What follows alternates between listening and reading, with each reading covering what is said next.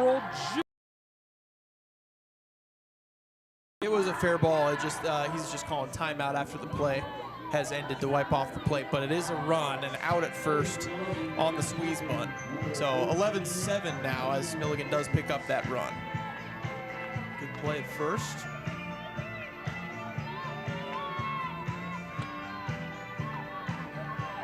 Nothing really to lose here for Milligan. You're down by 4 now with 1 out and runner at third. Just play your game here. Parsons got a chance to drive in a run.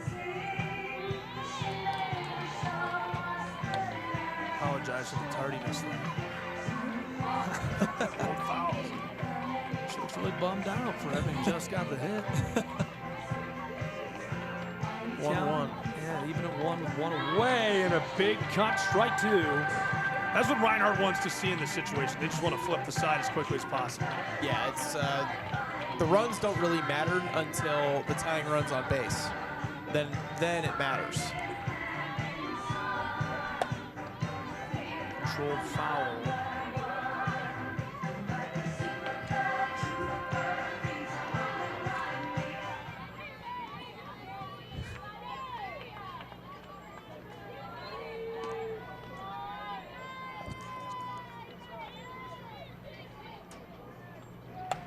Oh, Parsons Swapped it across. Now we've got a run coming home for Milligan again, as they're within 3 in the top of the 7th inning against Reinhardt. adjusted to the changeup, got enough of the barrel on it to line it into left field, and now the Buffaloes are going to have to get their middle of the order to put some at-bats together here. This has been a spot, Halliburton 0 for 3 today, where Buffs have not had a whole lot of production. Aaron, and headed to scoring position at second. Stand up, easy advancement. Yeah, Parsons moving up to second base, and Halliburton in the batter's box, ahead 1-0. Reinhardt sensing some momentum going in Milligan's favor a little bit here.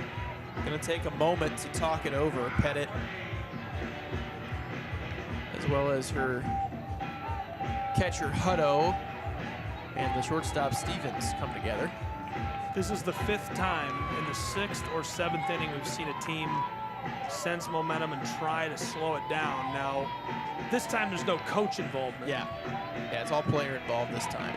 So I wouldn't call that for the trend to continue, but as this bobbles over across to first and in time, so that's 2 away. Lead runner at third for Milligan, and Jordan Roulette-Wheeler coming out to take a spin at the plate.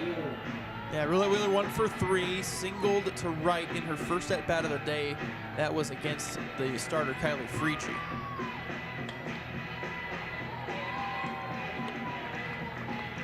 But Molly Johnson is the on-deck hitter.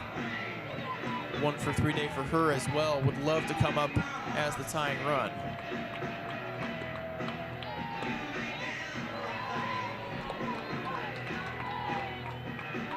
A run that would bring them within 2, standing at third.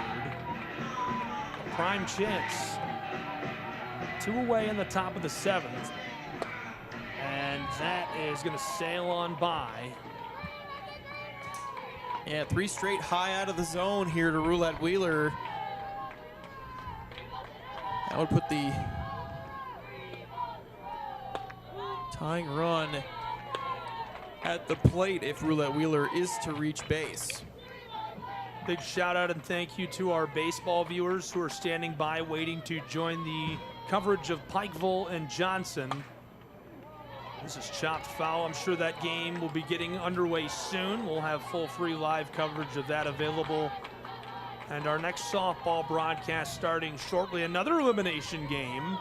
Promises to be a fun one and a high pressure situation for programs that are facing a potential end of their season. Brian and TMU.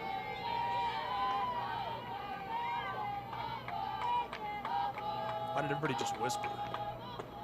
Big swing, and she'll head back to the dugout on the top of the 7th.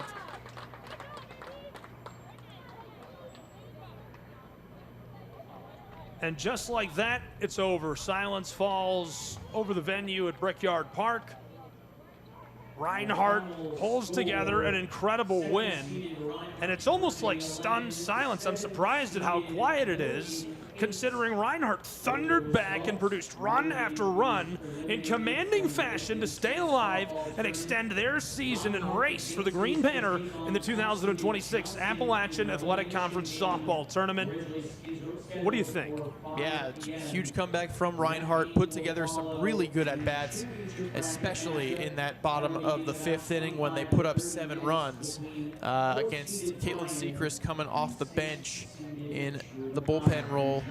Reinhardt just took advantage. They hit anything that was in the zone in that inning. They worked some walks in that frame and took that 11-8 victory. Milligan, can credit to them at the end of the game for putting those 2 runs up at the very least and trying to battle back. Love it. It was a good battle right down to the finish line for these 2 programs. A lot of fun today, and a sudden conclusion that kind of felt pretty hollow. Not a lot of celebrating. Congratulations to Milligan and the Buffaloes on an excellent season. They put together a lot of great moments, plays, highlights, victories, and somebody's got to advance. Unfortunately, they fall out of the bracket, and wishing them the best of luck next season and hope they had a wonderful year together. Congratulations to Reinhardt University, who lives to fly another day. Yeah. We'll see if they can keep soaring towards the title next time they're up. Of course, we'll have full coverage as Brian tries to keep their big hot run going against Truett McConnell and the Bears next on the Southeast Sports Network. For Brendan Sweeney, everybody here, both sides, all the fans, I'm Gabriel Schrei saying so long from Kingsport, Tennessee. All games and events airing on our networks are broadcast live in our copyright material. Today's game will be archived and available for replay inside of the Apper platform where you viewed it. Again, your final score is a win for the Reinhardt Eagles, 11-8.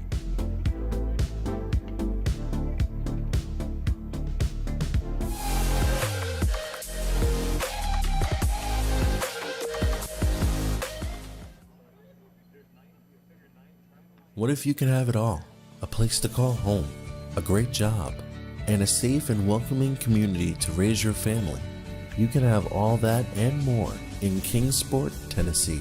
For the past quarter century, Kingsport has been on a mission to reinvent itself. As the first professionally planned and privately financed city of the 20th century, Kingsport has earned the nickname the Model City. From award-winning educational initiatives to business incubators to the surrounding natural beauty, Kingsport is just the right size to have the amenities you need without the traffic and crime of a larger city. With a vibrant downtown, great shopping and dining, and a thriving local economy, Kingsport is the perfect place to call home. Ready to start loving where you live? Choose Kingsport. Visit movetokingsport.com and discover all the reasons why this charming town is the perfect place to call home. My West Hollywood story is exploring the iconic boulevards, endless shopping, and beautiful galleries. Inspiration is endless in West Hollywood. The neighborhood tells stories of established and emerging artists. You will find fashion and styles from all over the world here. A California sunset is the perfect way to end our day. We will take VIP tickets to this show every night. Our vacation is just getting started. This is our West Hollywood story. Come and find yours.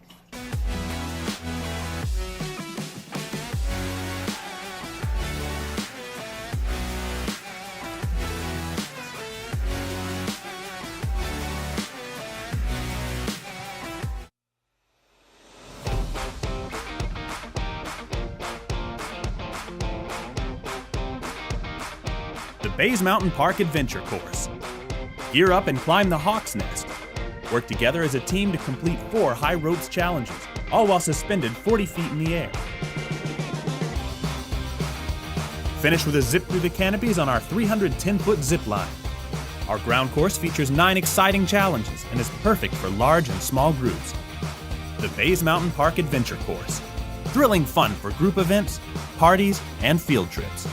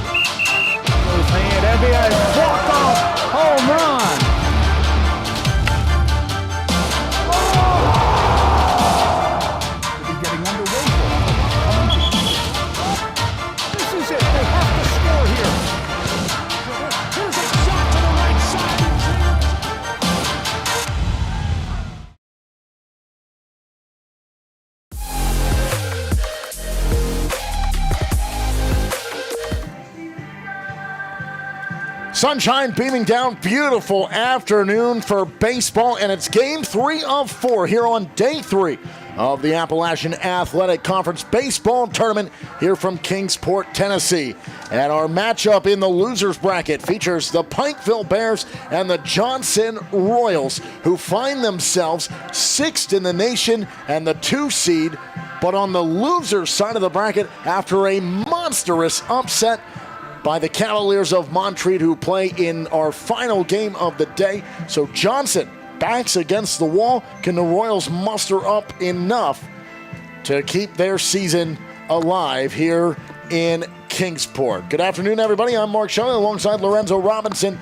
And we saw this Johnson side last night, and it was a flat-footed performance for what we have come to see out of Johnson all season long. Yeah, it was very atypical from them. They just didn't seem to have a whole lot of energy at the plate.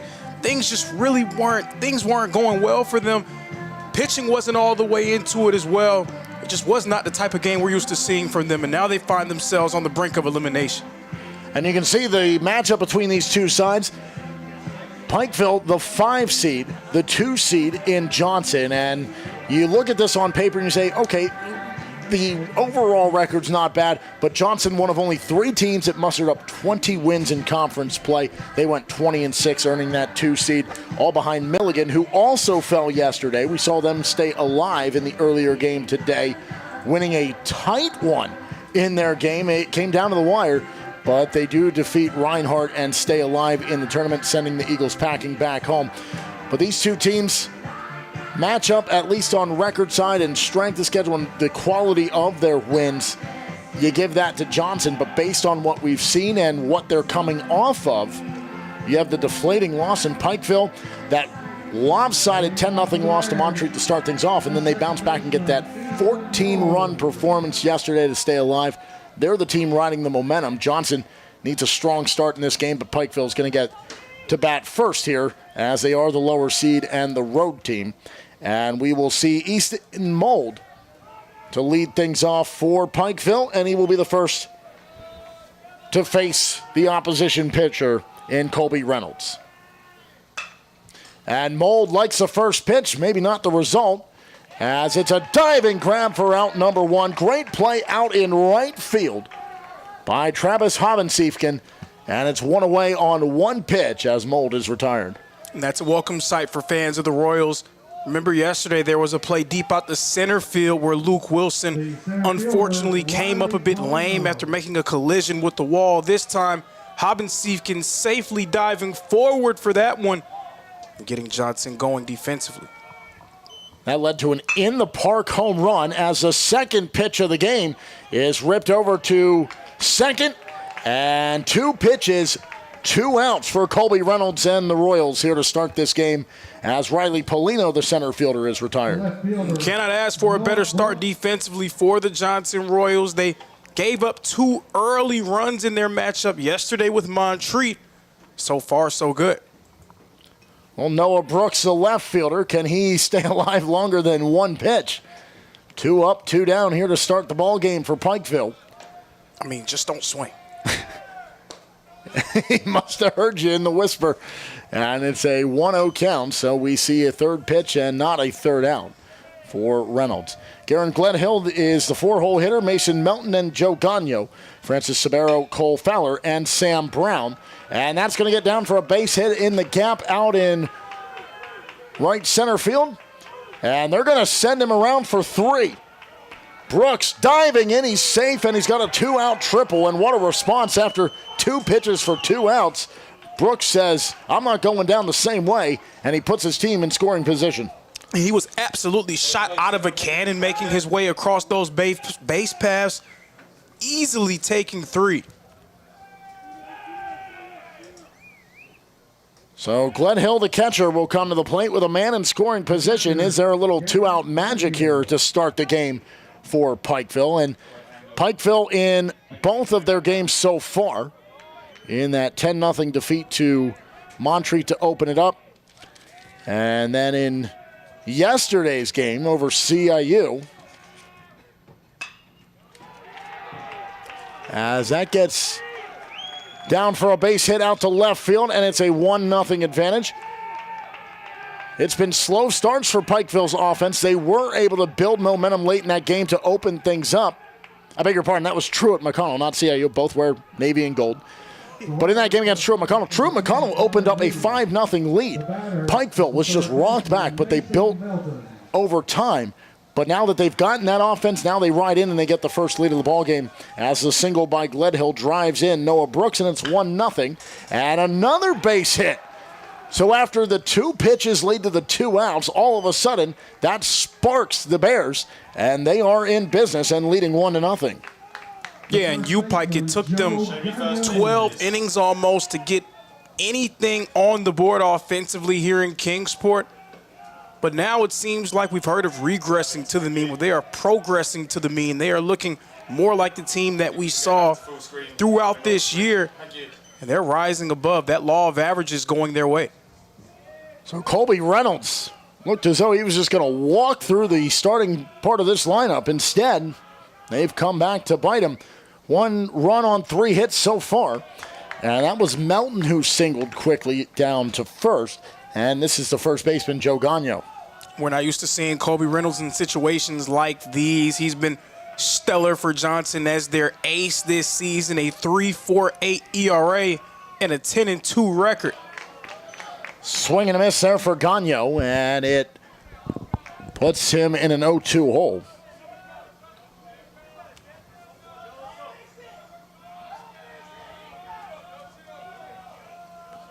So the 0-2 with 2 outs and 2 on.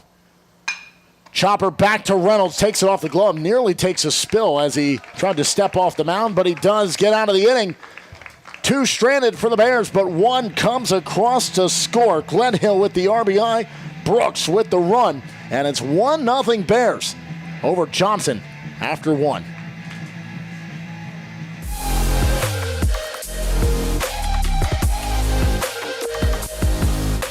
What if you could have it all? A place to call home, a great job, and a safe and welcoming community to raise your family. You can have all that and more in Kingsport, Tennessee. For the past quarter century, Kingsport has been on a mission to reinvent itself. As the first professionally planned and privately financed city of the 20th century, Kingsport has earned the nickname the Model City. From award-winning educational initiatives to business incubators to the surrounding natural beauty, Kingsport is just the right size to have the amenities you need without the traffic and crime of a larger city. With a vibrant downtown, great shopping and dining, and a thriving local economy, Kingsport is the perfect place to call home. Ready to start loving where you live? Choose Kingsport. Visit movetokingsport.com and discover all the reasons why this charming town is the perfect place to call home.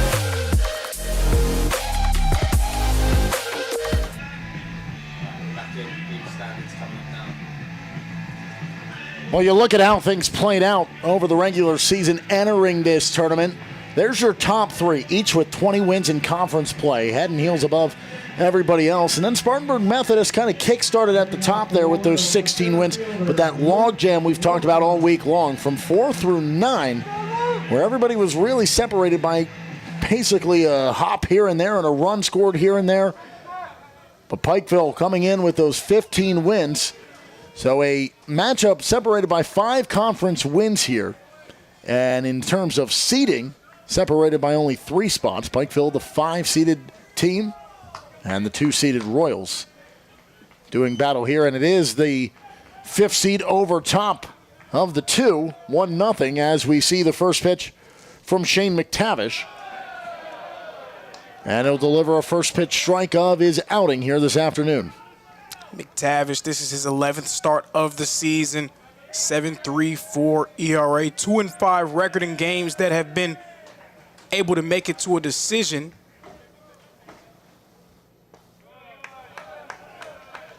Canadian-born McTavish out of Lethbridge, Alberta.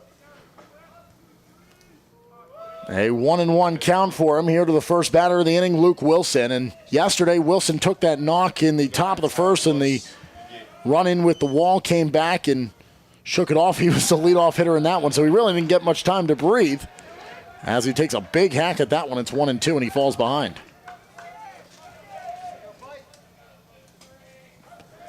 in that game as they tried to spark a comeback. Wilson was one of the bright spots. Struck out and lined out, but had a walk, a double, and a single, and did come around as one of the 3 runs that scored for Johnson. Yeah, and we did wonder if he was okay after taking that tumble out in center field, but his performance at the plate showed us that he was able to shake that off, so it's nice to see him continue his stay here in Kingsport, leading it off. 2-2 from McTavish, and it's a full count as he misses inside and low. Second game in a row, Johnson's been on the wrong side of a fast start from their opponent. Try to shake it off here. Payoff pitch from McTavish. And it's returned straight back up the middle, but it's going to be caught out in center, and Wilson is retired on the F8. Moments ago, we saw those standings of the top 10, that logjam between 4 and 9. All of those teams, they came into Kingsport with a goal in mind, to try to crash the party, to try to get themselves into that top 40 and make an appearance in the NAIA National Tournament. We can pretty much assume that the top 3 in the AAC, the 6th-ranked Royals, 11th-ranked Milligan Buffs, and the 16th-ranked Tennessee Wesleyan Bulldogs, all 3 of them, they're pretty solidified in that top 40. But if one of those teams within that logjam can have a good enough week, if they could string together enough wins, then maybe they can prove themselves worthy enough to earn a selection from the committee. Well, based on what we saw today and over their 2 previous games to today's matchup, I'll tell you one team that certainly has turned some head, and that's Bryan, who sent Milligan to the losers bracket, knocking off the 11th-ranked Buffalo and dismantling the 1 seed. And then the team that sent Johnson here in Montreat with their offensive explosion that we have seen here in Kingsport. 21 runs to allowing just 3, and those 3 came in yesterday's game with Johnson. That's out to center, and it's caught for out number 2, and retired is J.J. Menacini. And back to the dugout he goes, and the base paths are empty with 2 outs. Now, even with that being said, it's not like those top 3 teams are playing for nothing. You're looking at, in particular, Johnson and Milligan trying to prove themselves worthy enough to be a host site potentially for the NAIA opening round, and the advantage that that can provide for them. Tennessee Wesleyan stayed static at 16 in the poll that came out yesterday, while Johnson fell 2 spots from 4 to 6. And in large part, thanks to the series loss at the hands of Milligan, who went probably one of the biggest jumps in the polls from 21 up to 11 in yesterday's poll. And how were they rewarded? Well, the loss to Bryan. So we've seen rust out of the 2 teams that did not play on day 1, both going down. We've already seen the 4 seed go down in last game. Spartanburg Methodist on the wrong side of things with Bryan, who continues to pour it on their opposition. And we have yet to see a second outing from the 3 seed. That'll come in the game following this one in Tennessee Wesleyan, as they'll have Montreat. And based on what we've seen out of both of those teams, we could be playing long into the night if the offenses just continue to roll through those innings with how much firepower they've produced through their games already. Here's a 2-1 count with 2 outs and nobody on to the 3rd batter of the inning. And it's 2-2. I think he got a piece of it. Either way, it goes against him for Travis Havensiefken. He's out in right field. Isaac Fernandez behind him. Mitchell Birdsall, Braden Frank, Jesse Rojas, Christian Altamirano, and Edwin Almeida round out the order. 2-2, sliced foul, right-hand side. Let's do it again.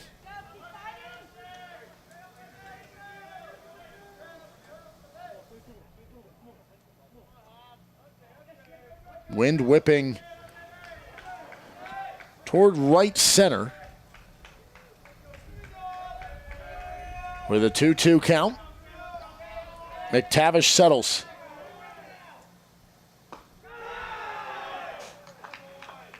And just misses outside, and the count will go full for the 3rd batter of the bottom half of the 1st inning, with Pikeville leading 1-0. Picked up 3 hits in that 1st inning.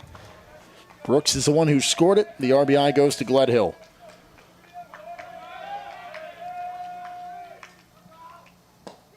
got him swinging. And out of the first inning are the Bears unscathed, and they have a 1-0 lead as we go to the top of the second. Johnson down early and back out on defense.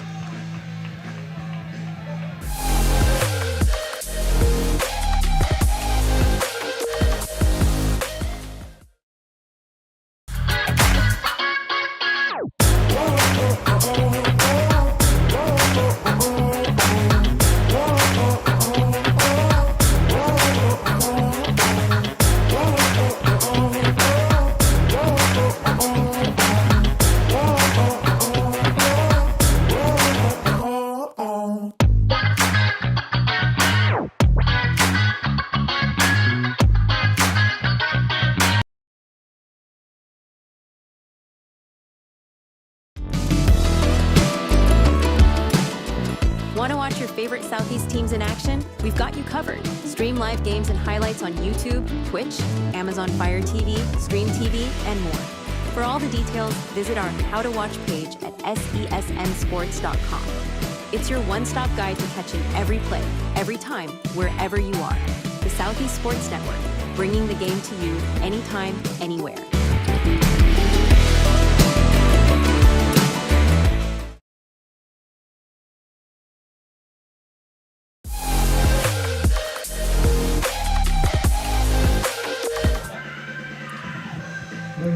Back here in Kingsport, Pikeville and Johnson, 5 versus 2. And it's the 5th-seeded Bears that find a 1-0 advantage, bringing their bats back to the plate as we go to the top of the second inning. Here at Hunter Wright Stadium. That's a chopper over to first, skips into the glove, and a quick toss off to Colby Reynolds.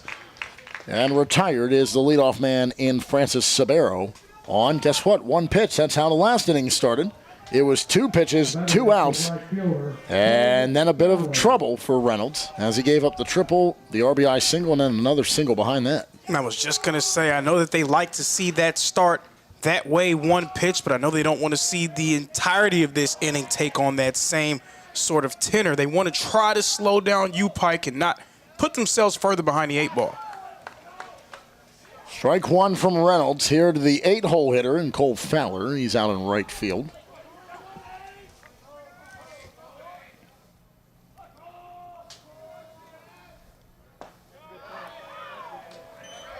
And that's strike 2. Back end of the battery is Isaac Fernandez. First base, Jesse Rojas. Second base is Frank. Third base is Menacini, and in between them is Altamirano, as that's fouled off to keep us 0-2. Left field is Almeida. Right field is Haben Siefkin. We've heard from him, and then we've already talked about Luke Wilson out in center field. And to know the last time that U-Pike knocked off Johnson in a game, you have to go all the way back to March 3rd of 2024, that game in Knoxville, Tennessee. U-Pike winning it 5-1, but U-Pike coming in 3 consecutive series losses to Johnson. They've lost 9 of their last 10 to the Royals, including 8 straight. So the Royals have just had their number. Slow roller over to third, and that's out number 2. As retired is Fowler, and what a way it would be to snap that skid against the Royals, do so, and send them packing from Kingsport. That would be a real shock and a big momentum boost for Pikeville, trying to further extend their stay here in Kingsport. Again, this is win or go home. Loser is out of the tournament.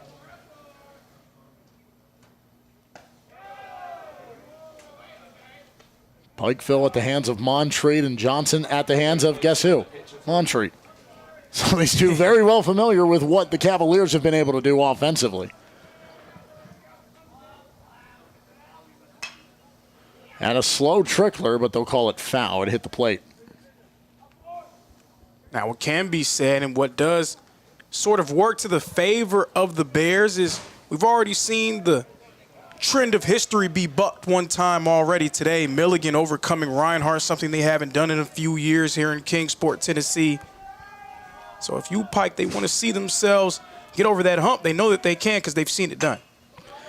Over to first, takes a hop, touches the bag, and an easy play by Rojas for out number 3. 1, 2, 3 go the bottom of the order for Pikeville. Johnson, they went 1, 2, 3 in the bottom half of the first.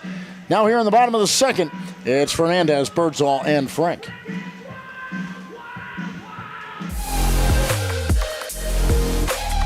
What if you can have it all? A place to call home, a great job, and a safe and welcoming community to raise your family. You can have all that and more in Kingsport, Tennessee.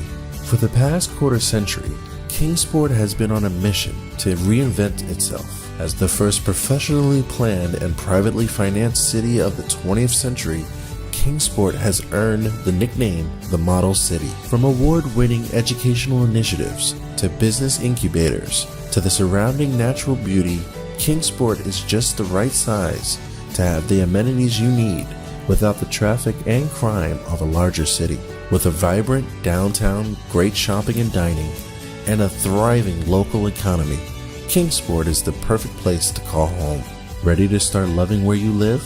Choose Kingsport. Visit movetokingsport.com and discover all the reasons why this charming town is the perfect place to call home.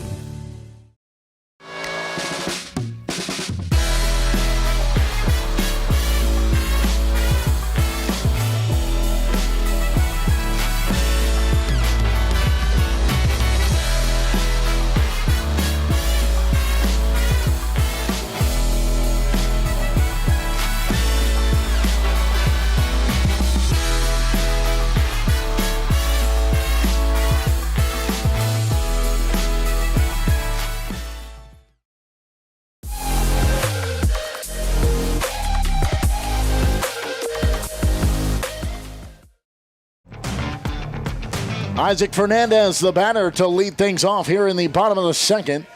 Royals trailing 1-0 after the RBI single scored Noah Brooks from Gled Hill in the top half of the first. So we're in the bottom of the second. Fernandez, the catcher, sees strike one from Shane McTavish.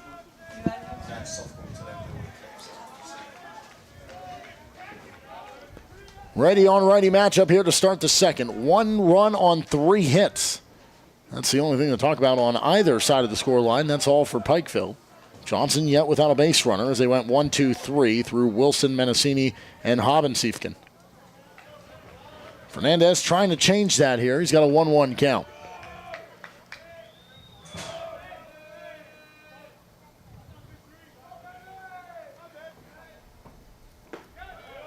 That's outside, 2-1.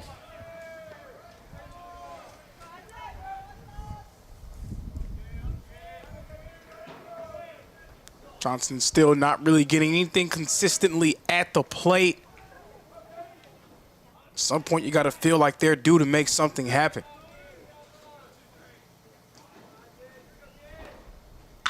Two-one is a chopper over to short. Fielded, settles, throws in time. That's out number 1. As Fernandez is sent packing. So a good-looking settle there by Sabero, and when you're trying to pull off an upset, make the routine look routine, and that's exactly what happens by the shortstop for the Bears. And it's out number 1, and that brings up Mitchell Birdsall. He's a designated hitter. And Johnson team coming into this game a .300 batting average. For Birdsall, reached base on 3 separate occasions, was hit by a pitch, walked, then had a single. Didn't come around to score on any of those, and also had a strikeout looking to start the game against Montreat. And Bryant Williams in that game had a tremendous outing on the hill. Worst part for Johnson is they had to go through 5 different pitchers in that game. That's a chopper over again to Sabero. He'll field it, throw it, picked out of the dirt at first. Great looking play there by your first baseman in Gagno, and it's 2 away. U-Pike locked in defensively. That's going to give them a chance, especially against the Johnson team that's not afraid to put the ball in play, and not the most powerful lineup as well. They only have 20 homers as a group.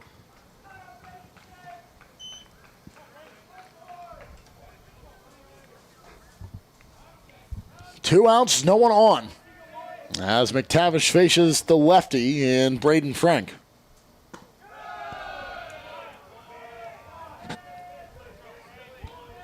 It's a miss beneath the strike zone. It's ball one.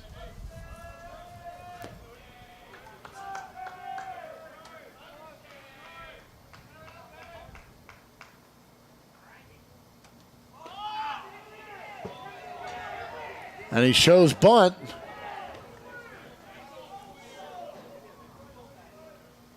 And I think he got hit by the pitch, and he goes down, and they check down to third.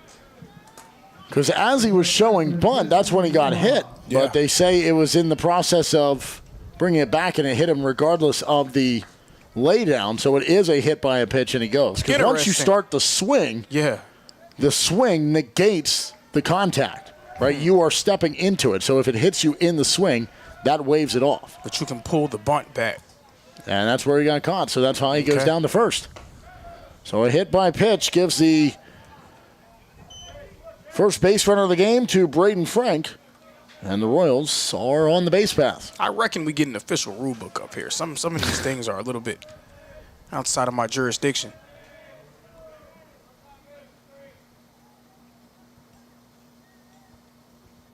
Here's the 1-0. And it's a 1-1 count. As that is taken by Jesse Rojas. He's the first baseman. Rojas went 0 for 4 in that game against Montreat. 2 went out to right field. A strikeout looking and a ground out to second. So trying to reverse his fortunes here in game number 2 for the Royals.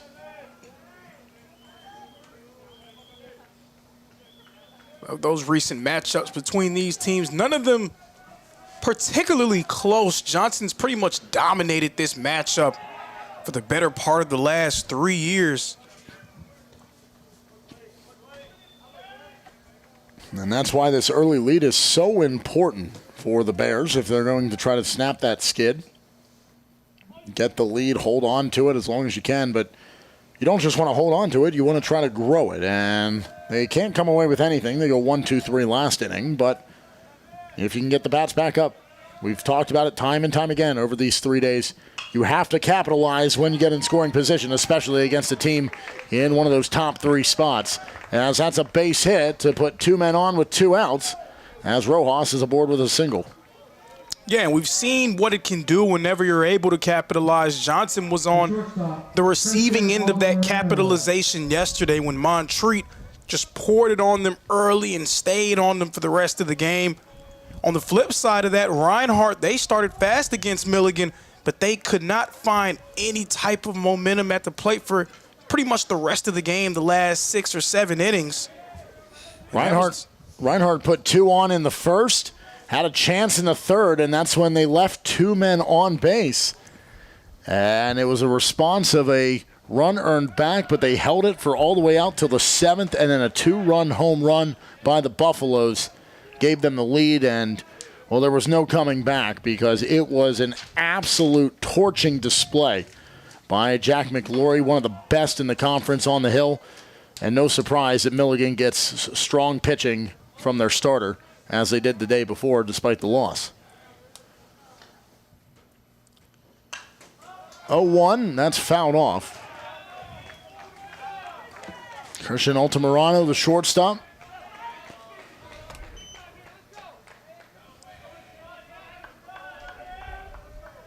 Two outs, 2 on, 0-2.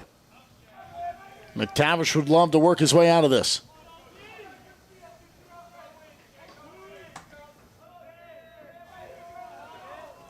Frank is the lead runner at second. Altamirano puts it skyward. It's in the shallow grass out behind second. It's caught for out number 3. They strand 2. And still a 0 on the board for Johnson as we go to the top of the third. Pikeville, a chance to try to add to their narrowest of margins. 1-0 Bears, top 3.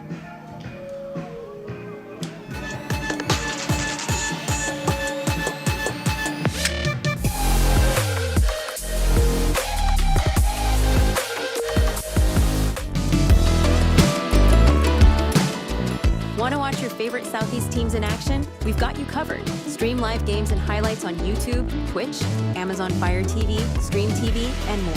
For all the details, visit our How to Watch page at sesnsports.com. It's your one-stop guide to catching every play, every time, wherever you are. The Southeast Sports Network, bringing the game to you anytime, anywhere.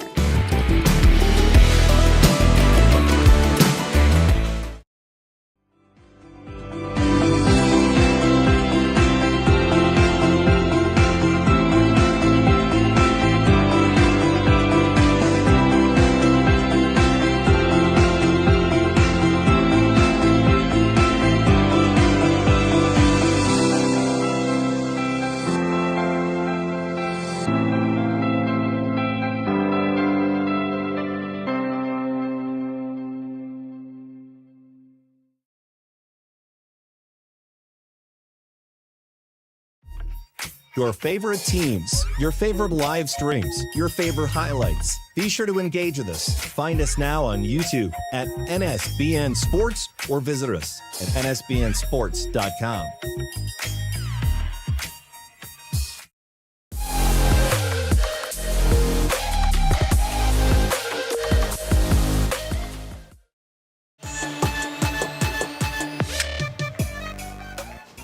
Top of the third inning, and the Bears of Pikeville still maintain a 1-0 lead here in the ballgame. And trying to change out on one pitch and carry it out to left field is the leadoff man on top of the order in Easton Mold. But it's nothing more than a chance that's gone by the wayside as it's caught out in left field for out number one. And I know Pike, they do have 3 hits on the board already, but I would love for them to maybe make Colby Reynolds pitch a little bit deeper into these counts, sort of change their approach, try to raise that pitch count. We're in the third inning. He only had to get through 18 pitches to get through those first 2. That was pitch number 19, and there's pitch number 20, and it's going to be out number 2 of the inning, and that's how we see these innings starting, and that's a nice corrective grab, almost overrunning it was Altamirano, but he is there for the second grab. And now that's 2 of these first 3 innings that have started with a combined 4 pitches for 4 outs so far in the game. It has been liking the offering, but just can't get a result off of it. But we'll see what they can do if they can put together some 2-out hitting, which is how they scored the run back in the first. At this point, we've seen this across multiple batters, now in multiple innings. This is a decision that they've made based off of maybe film study or having seen Reynolds before. They feel like they want to try to get a jump on him early. Right now, it hasn't really paid dividends for him. 2 quick outs yet again. Reynolds brought it home, and he's off the mark on the first 2 pitches. It's 2-0. Brooks is the one that hit the triple off of him in that first, and then Gledhill drove him in with the RBI single. 2 outs, nobody on. Checks his swing. Yes, he did. And it's 2-1. So now the onus falls on Colby Reynolds. You can't rest on your laurels. You have 2 outs. You got him in the bank. Now you have to get that third one. You cannot allow Pike to get themselves going yet again. 2-1. That's going to be sliced down the right field line, and it just kept curling and couldn't straighten out there at the end. Otherwise, might have gotten down. But it was fair, and then finally just tapered off as the ball rolled over. And just a little slicer. That looks like my golf game, my wedge. Yours only goes that far right? Maybe mine's when they slice it to the hill off to the right-hand side. There's a swing and a miss to end the inning as Brooks goes down swinging and can't replicate his effort from last inning. 1, 2, 3 in back-to-back inning for the Bears. Reynolds has settled in after the mishap in the first, and his offense comes back to the plate, bottom of the order when we come back.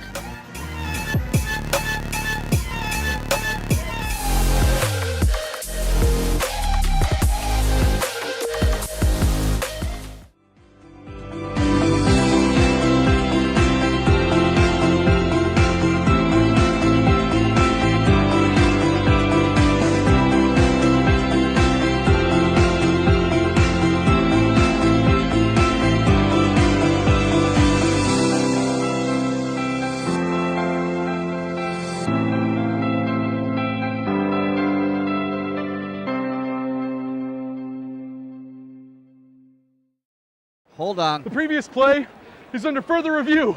I'm not sure what he could review, but okay.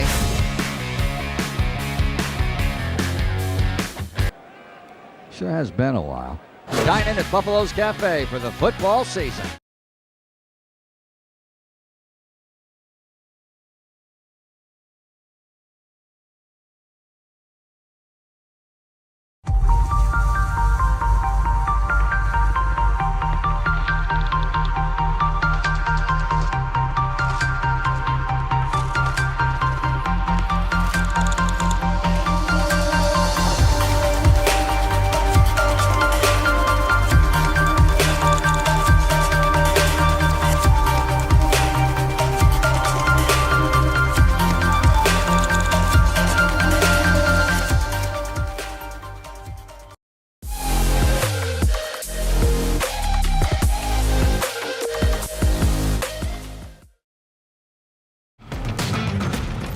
Bottom of the third, and Edwin Almeida Jr. is going to lead things off, and he'll start off with a big swing and a miss against Shane McTavish. And McTavish only got into a little bit of trouble after a first inning that saw 3 batters up, 3 batters down. Got the first 2 outs, then a hit batter, gave up the single, but then got out of it on a pop-up to second. So we are scoreless on the bottom half of the scoreboard. Top half reads 1-0. Pikeville over Johnson in a 5-versus-2 meeting here in the losers bracket. Win or go home for these two sides. Not many thought Johnson would be in this situation after the second round matchup that they would have. They did not play on the first day. 1 and 2 do not play on the first day. 3 and 4, should they win, do not play on the second day. And again, if you're Johnson at this point in the season, you're playing for the chance to potentially host, and we know that the host institutions aren't always the #1 seeds, but at least getting a top seed, giving yourself some sort of geographical advantage going into that national tournament. But you have to earn that right.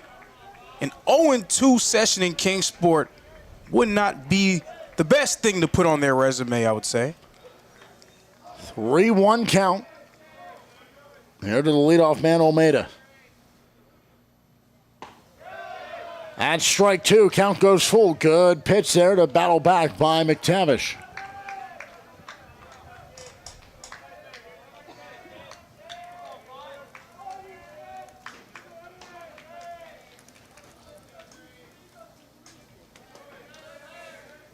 Here's the payoff pitch. He'll come home. It's high. It's ball 4, and the leadoff man is aboard. So a change to the start of the inning. As in both the first and the second, the first 2 were retired. But instead, it is a opening walk here in the bottom of the third. That was a nice AB from a veteran Almeida, the senior. Able to get himself on board, the leadoff man, with Luke Wilson making his way back. The Blythewood native out of South Carolina down at first base. And there's a ripper that's going to be a base hit. And it'll move the runners 1 base forward as Luke Wilson reaches on a single. And Almeida goes to second. First team all-conference performer making a play now on his second at-bat of the evening. All of a sudden, the Royals trying to get themselves going. J.J. Menacini, he flied out to center as part of the 1-2-3 first inning. Has 2 men on. And no outs against his side. McTavish out of the stretch with 2 men on. Menacini shows bunt. He'll show it all the way. Now pull it back. They throw down to second trying to get the runner. But it's a double steal, and both are in scoring position, and the double play taken off the base path. And a great decision there by the coaches. Johnson, they are very aggressive on the base path. Second in the AAC in stolen bases entering today. Make that stolen base 147 and 148 for them on the season. So the double steal puts the tying run and the go-ahead run, 90 and 180 feet away from home plate. And that's a line straight to the shortstop. And an easy grab. I don't think Sabero had to move his feet very much to make that grab. And it's a perfectly placed one to keep both runners in check. Right fielder Travis Hobbins-Seefton. But also a great play that's not going to get talked about too much, but Wilson making sure he didn't get too big of a jump that he's able to get back, because Sabero, had he been able to turn that over, that could have been disastrous and put 2 quick outs on the board had they been able to get the play at second. Exactly. Great heads-up play. That's low and away from McTavish. As Hobbins-Seefton comes back up trying to make amends for his strikeout that he went down swinging on to end the first inning.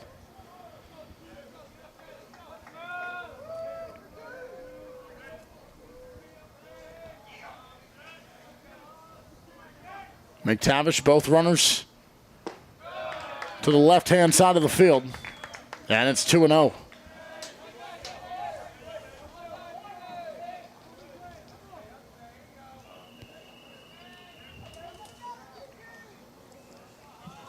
Travis Hobbins-Seefton out of Chino, California, awaits the 2-0 pitch. McTavish, a long wait, now delivers, and it didn't help him out. He still falls behind even further now, 3-0. Hobbins-Seefton, another guy who part of a 9-man group that earned some all AAC recognition from the Royals this year. Hobbins-Seefton, first team all conference, as well as Gold Glove recipient.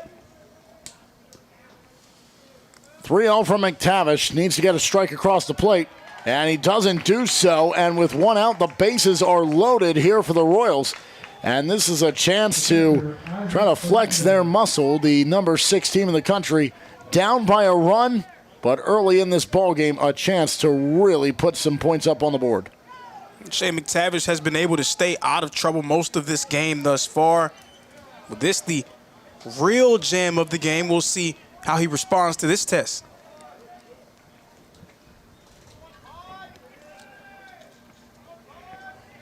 Base hit, scores 1, probably 2. Anything extra could be a real deficit here early for Pikeville.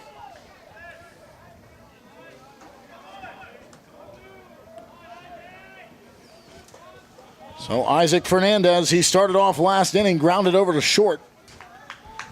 Trying to avoid that because a ground out likely will mean the same situation. They'll likely come home with the play and get the force out at home.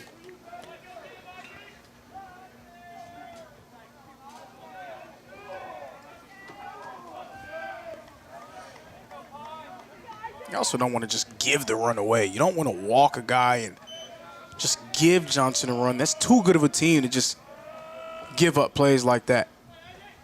There was 4 pitches to issue the walk, and now he's delivered 6 straight without a strike. And on cue, he gets it back. It's 2-1. I swear, they hear us. I think someone has an earpiece down there. Last game, I don't want to toot my own horn here, but last game, I think Jack Reynolds for Brian heard us. No sooner do I say, hey, the wind's carrying deep out to right field, and that ball came off the bat and went right over to the flagpole. It's a 3-1 count, and McTavish is in danger of walking a run in if he can't put a strike across the plate here. It was so uncanny someone might be able to accuse you of coaching. Fernandez. Can he pay it off and bring in a run one way or another?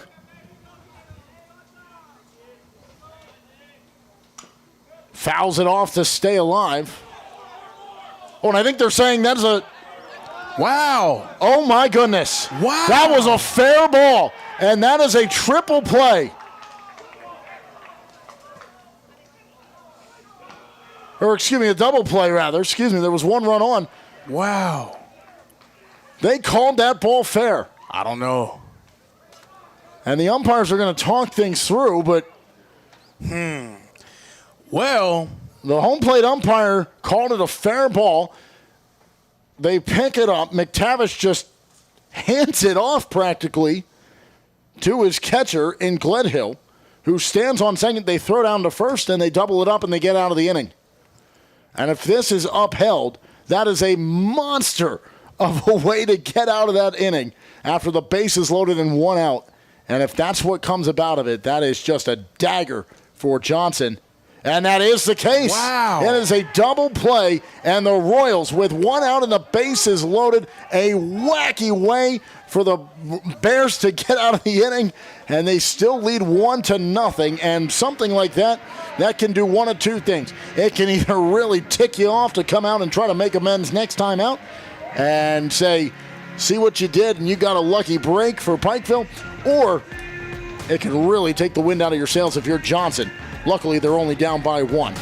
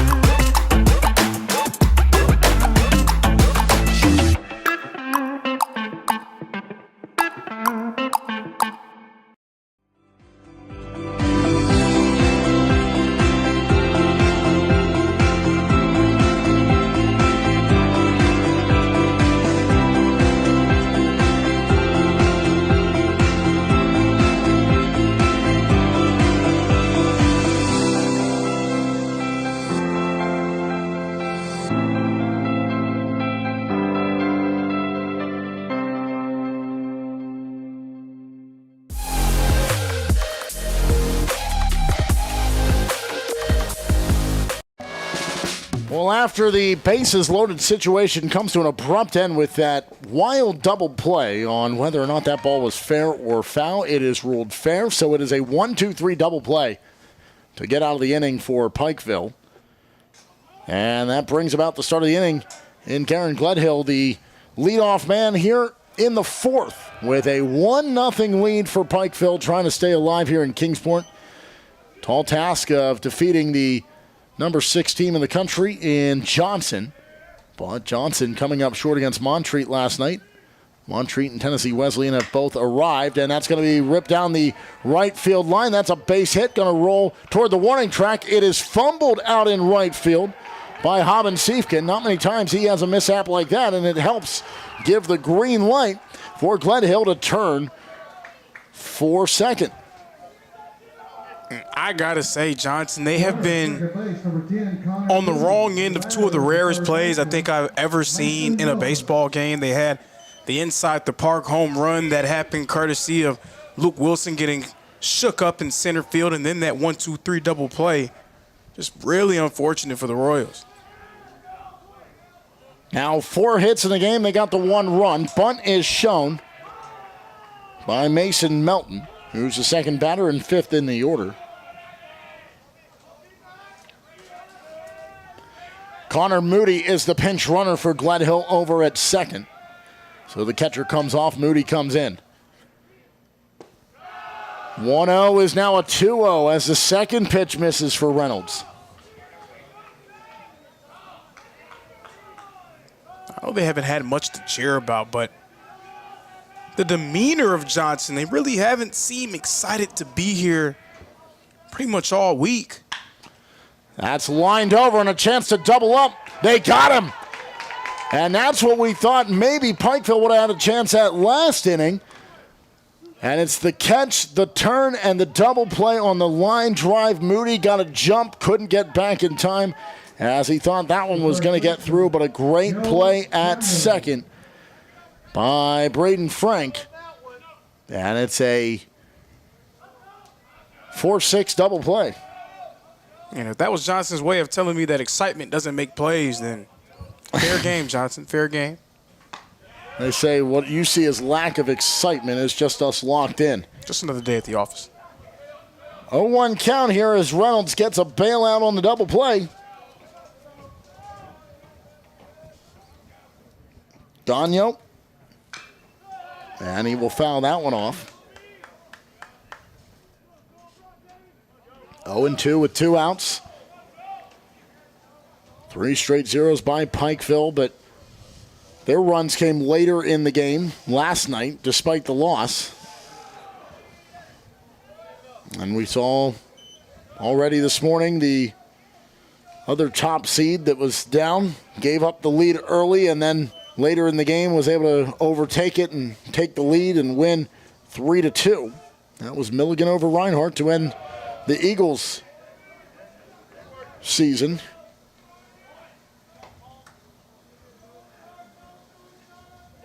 So this year's 1 seed, ending the season of last season's number 1 seed. And the reigning champions, down to the right, taking in the game before they start their warm-up in Tennessee Wesleyan. Ooh. So you see what I'm saying? Let's bring that back about, 5-6 feet this way, and I'm telling you, I'm catching that in the teeth. That's coming right at me. Nah, I think I'm going to get some furniture moving up in here. 2-2 after the foul ball, and that one's straightened out, and it's out to left field, but it's going to be out number 3, and the double play helps out Johnson, and then the fly out by Gagno ends the inning. They see 3 to the plate, looked like it was going to need more, but it's only 3. And we go to the bottom of the 4th, and Pikeville still leads number 6 Johnson here in Kingsport.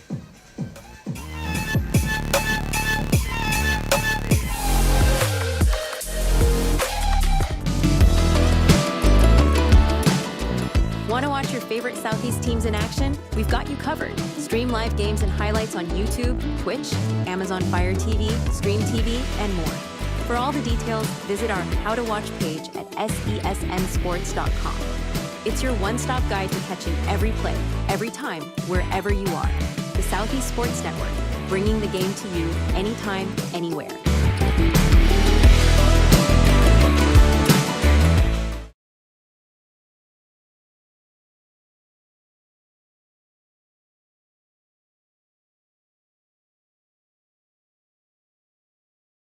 The Southeast Sports Network is now on Amazon Fire TV.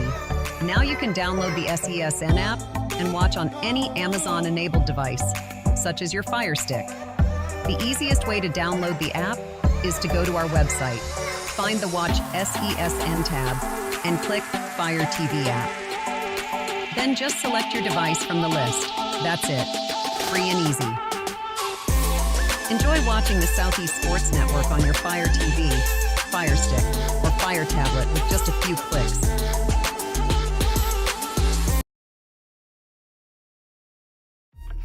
Your favorite teams, your favorite live streams, your favorite highlights. Be sure to engage with us. Find us now on YouTube at NSBN Sports or visit us at nsbnsports.com.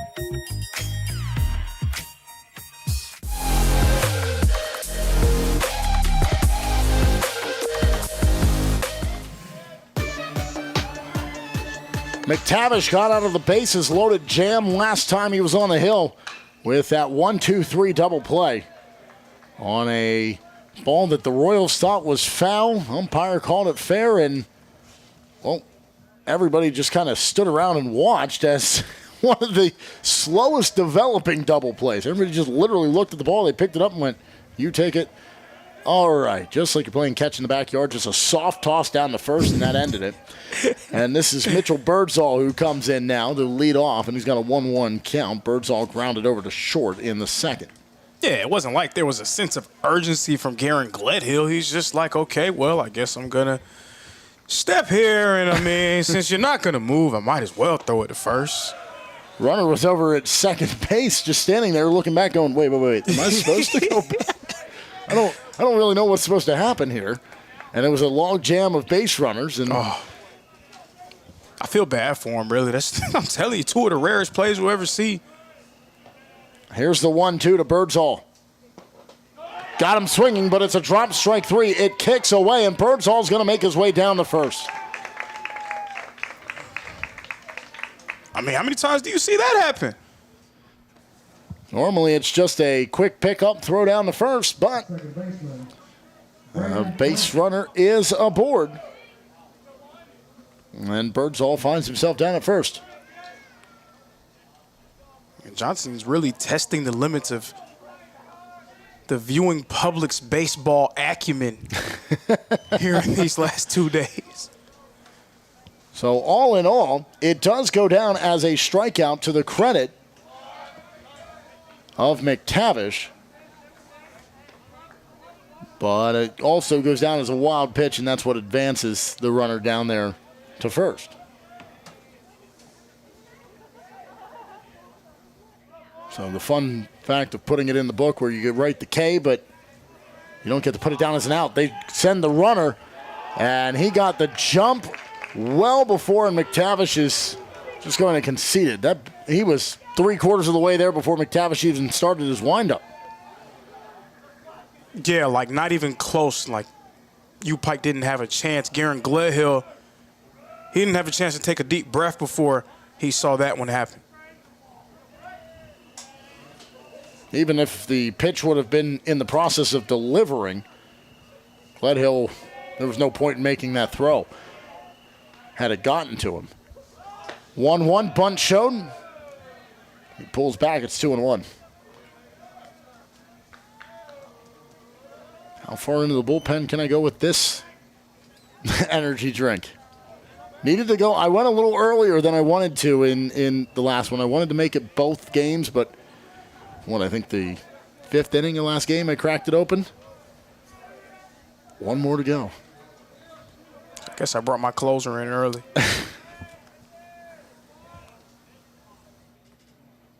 2-1 bunt, and that's tipped. It's 2-2, so the bunt wiped off the table as Birdsall stands at second. That's how you know it's been a long week. We start rationing our caffeine. I mean, we had an unaccounted for Celsius up here earlier. Yeah, well, it was unaccounted, and I'm not going to say whose it was because you may watch this later on. We know whose it was, but you know what? I think he's obligated right now, or fulfilling an obligation over at softball. So what's he going to do? Come over here and yell at him? Yeah, I mean he'll be all right. We'll check out Gabe Schrei and the crew over at softball over at Brickyard Park. They're across the way. We've seen some really interesting games earlier. Johnson Pikeville, that was a wild game. And Milligan, well, they looked to just have Reinhardt on the ropes, and it was just going to be a runaway and knock the 2 seed out of the tournament. And what did I tell you? There it is. Woo! Oh, boy. We're good. All right. Yeah, he said be an athlete up here. There's no reaction time to be an athlete. Folks, if you're just joining us, what it is you have the backstop. We're above the backstop, and then it is a 45-degree angle of the protective netting for the people in the stands. There is no protection for us once the windows are open so we can see clearly, because for some reason they have fogged the windows in the press box. I wish we can get a camera on this view so people can see what we're talking about. I mean, this is... Somebody clip that one. Well, yeah, that close is... Yeah, that is... But they don't know how dire it was. Yeah, I mean, that is... It was coming in your window. It was coming for you, not necessarily... Oh, yeah. I would have been all right. I don't know. You didn't have much room to work with. I'd like to think I would have been all right. I'm covered by the blood. 3 balls and 2 strikes with the attention back here. I promise we haven't forgotten about the at-bat. You just got to understand. There's a little... The adrenaline's flowing high here. That ball almost came in the window. And we've been talking about it for 3 days now. One of them's going to do it, and it came... And I 4 inches from doing so. That's a chopper over to first. It is fielded. The underhand toss of McTavish. He gets the out, but the runner advances over into 90 feet from being the tying run. And that is Birdsall down at third. We talk about expect the unexpected here at the AAC tournament. Mitchell Birdsall, not really known for stealing bases. He only had 7 coming in to this game. That was his 8th stolen base of the season. And he made it look easy, getting a quick jump. And now we'll have a conversation on the mound with McTavish to see how he can settle in and get 2 outs without this tying run coming across the board. That was Frank, who grounded over to first.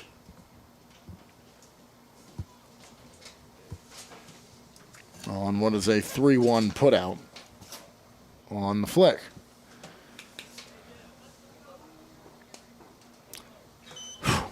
All right, I think the adrenaline is worn off.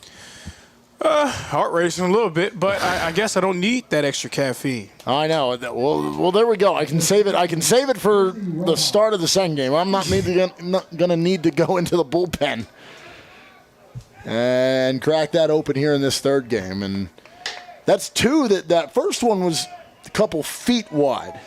You know, we both kind of looked at each other and said, that's dialing in. And that one, no thank you. Okay, so I just see him in the air next time. I just have to go ahead and get out of the way. Because it was kind of, every crack of the bat, just be ready. Yeah, it was kind of some competitive arrogance there. I was like, oh, it's not really. Right. The other thing, too, is you have the expectation you're just going to stick your hand out and be like, I can catch that. I'm going to save myself. My luck, it's just going to go right past my hand. That's fouled off into the bullpen down to the right-hand side as Jesse Rojas sees an 0-2 count now. He'll settle back in. Runner is at third. That represents the tying run. It is Birdsall. Rojas, the 7th hitter in the order, and the 3rd in this inning with 1 out and an 0-2 count. McTavish would love to win the battle here at the plate. Outside, it's 1-2, so Rojas earns 1 back. Grab a picture of that, of how close that was. You know what's crazy, too? Look at that. I only see 1 on this window and 1 over here. I refuse to believe that it's only happened twice. I think we attract it. I think it's like magnet ball over here. 1-2, fouled into the glove. And that's strike 3. No. Did it bounce out? I think they're going to call a foul there. They may have just tipped it. I thought it sounded like it went into the glove, but it must have dropped out of the glove. So the at-bat will continue here. Rojas will stay at 1-2.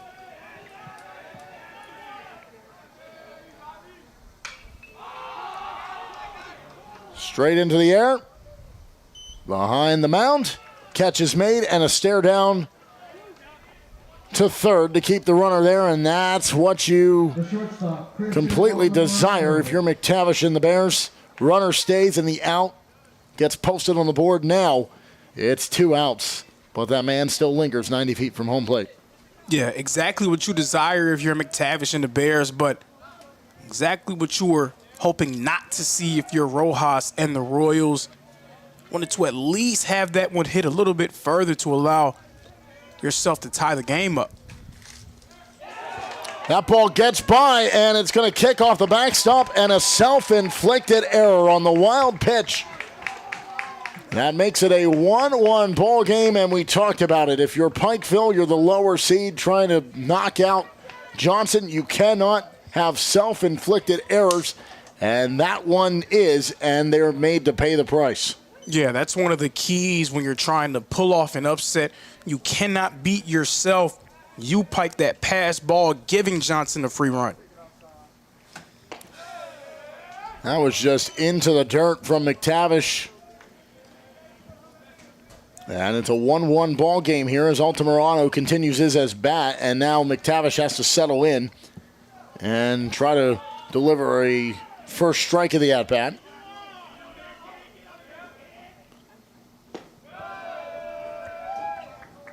And it's low, ball 3-0. So the tying run is in. Go-ahead run at the plate. Nobody on for him and 2 outs, but he could be walked aboard if McTavish can't hit the strike zone. He will, and it's 3-1, so he'll have another crack at it to try to add another one.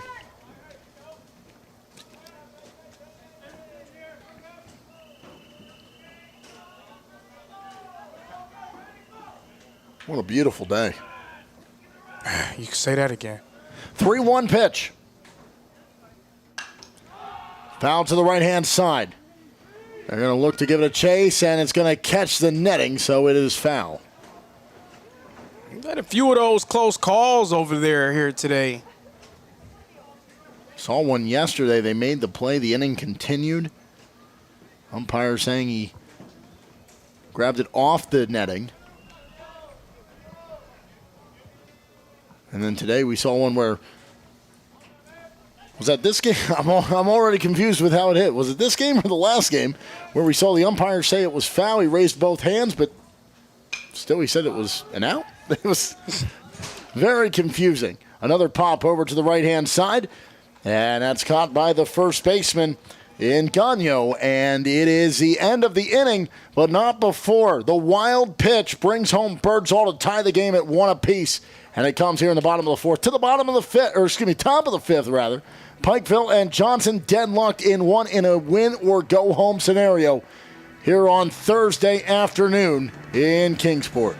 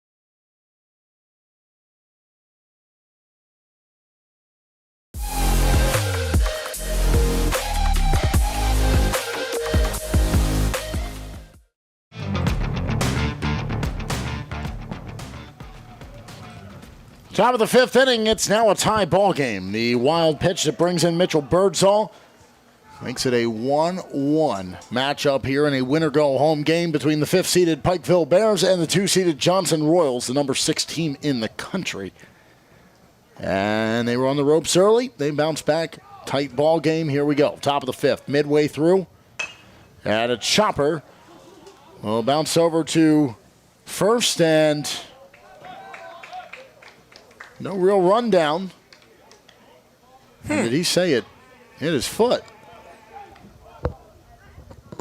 And I think they're saying that might have come off his foot. That's at least what Pikeville's trying to argue, which would make it a dead ball. But they did rule him out, and Sabero kind of walks halfway back to the dugout as the conversations continue. And now they do want to talk things through just to make sure.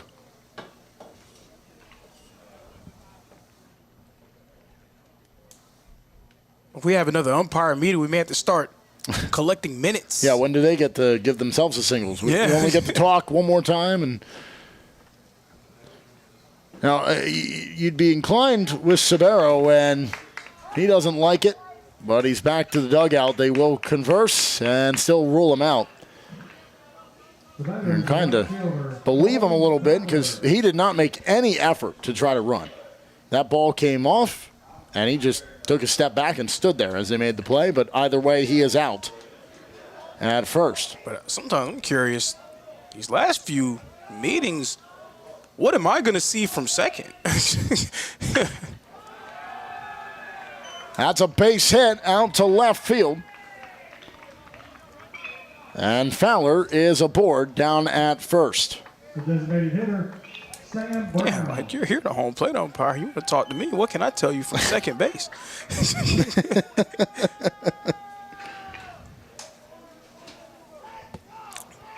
Welcome sight for you, Pike. Cole Fowler getting going, coming into this game, batting .234. And we get time for what? And Colby Reynolds called it.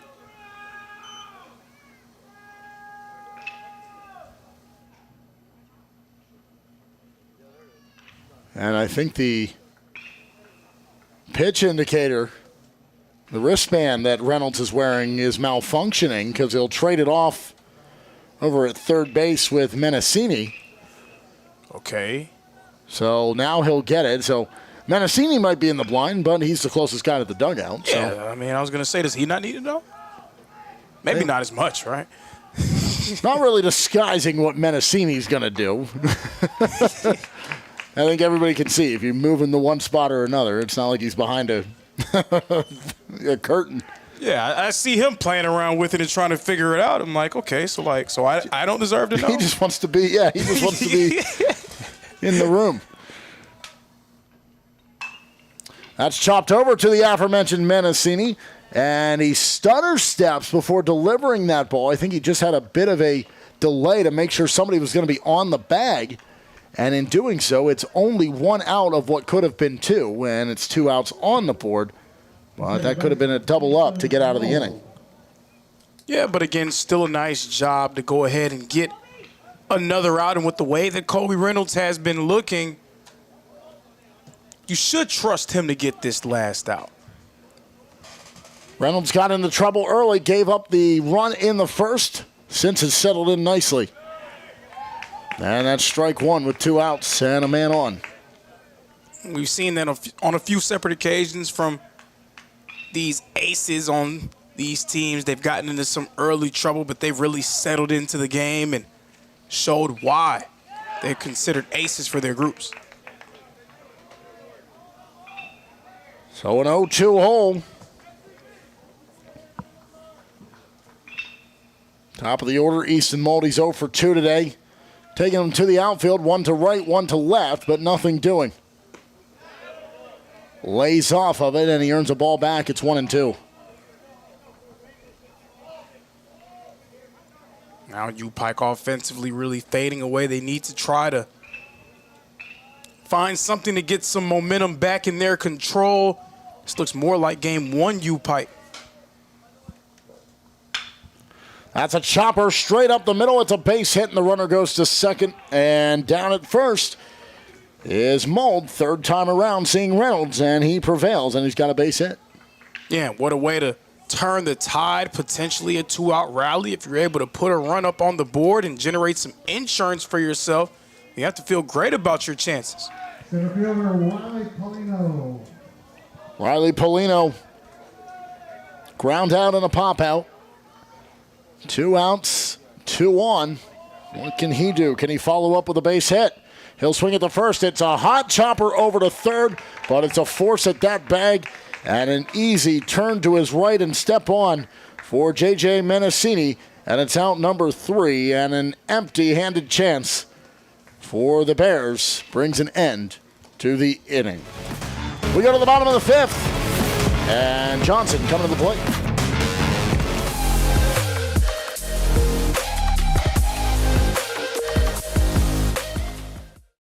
The Southeast Sports Network is now on Amazon Fire TV. Now you can download the SESN app and watch on any Amazon-enabled device, such as your Fire Stick. The easiest way to download the app is to go to our website, find the Watch SESN tab and click Fire TV app. Then just select your device from the list. That's it. Free and easy. Enjoy watching the Southeast Sports Network on your Fire TV, Fire Stick, or Fire tablet with just a few clicks.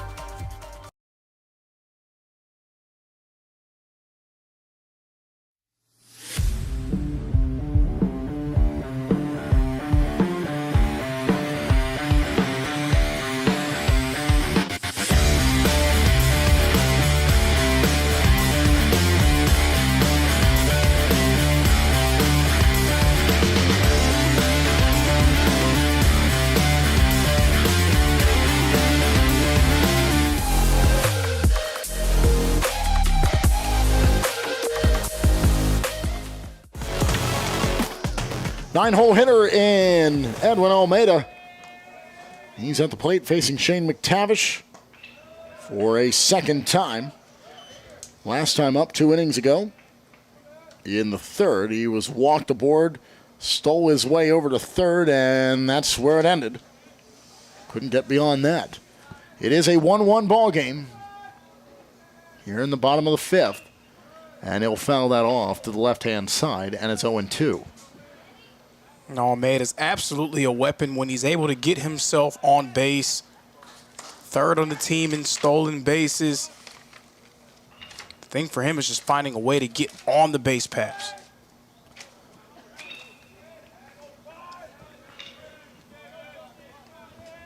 Leadoff man has an 0-2. And it's right up the middle. And trying to grab it at short and on the run. And unsuccessful in doing so is Sabero. And it's a leadoff base runner down at first. But something we have touched on over and over again, the playing surface, the turf, that taking an awkward hop and not really giving a chance for Sabero to get underneath it. So Sabero picks up the third Royals hit of the game. And now in comes the top of the order. And that's laid down to first. A quick pickup and touch by Gagno. And it's one out, but the runner advances in the scoring position over at second.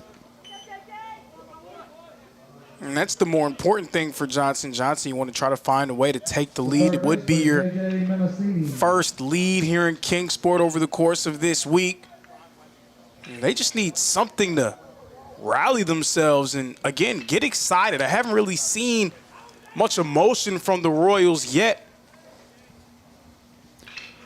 Third hit, runner in scoring position. That brings up Mendocini to the plate. And he'll take a first pitch strike. 6 hits for Pikeville, which is better than their opening game performance when they were low scoring. In fact, didn't score in that game. They only had 4 against Montreat in that 10-0 8-inning ball game. 2 games cut short. They were actually the last 2 games on day one. All those games were lopsided. 9-1, 9-1, 10-0, 13-3 were the scores on day one. That's typical. You had the blowouts, and then day 2 we saw pretty close games. Day 3, just the same. You got the loser's bracket winner go home, and then you got the winner's bracket delivering some solid performances. And right here, here's another low-scoring, tight game in the loser's bracket. 5 runs scored in that first game that sent Reinhardt home. It was a 3-2 final for Milligan. Very similar, really similar looking score line, the way things have played out, as that's going to bring in a run, and it's back-to-back innings with a run scored as Almeida cruises in from third, and Mendocini has an RBI single. And Pike failed to take advantage of Johnson being slow out of the gates once again. The Royals walking right through that open door.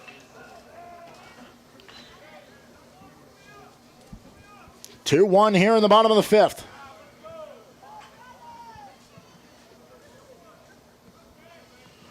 McTavish. One away, one on. Hobbin-Siefkin rips one over to the third base side. That gets into the outfield grass and another base hit. And now the third time through the lineup has started to prove fruitful for this Johnson lineup. And this is who they are. This is who they've been this year. Not a team that necessarily relies on their power, but they're very efficient at the plate, very patient in their approach. And it looks as though McTavish is going to get the gate. His afternoon's going to come to an end. Getting into a bit of danger here, and he's given up the lead. 1 out, 2 on. He exits the game. We'll have the change for you when we come back. We'll let him warm up here in Kingsport at Hunter Wright Stadium. It is a 2-1 ball game and a winner go home between Johnson and Pikeville.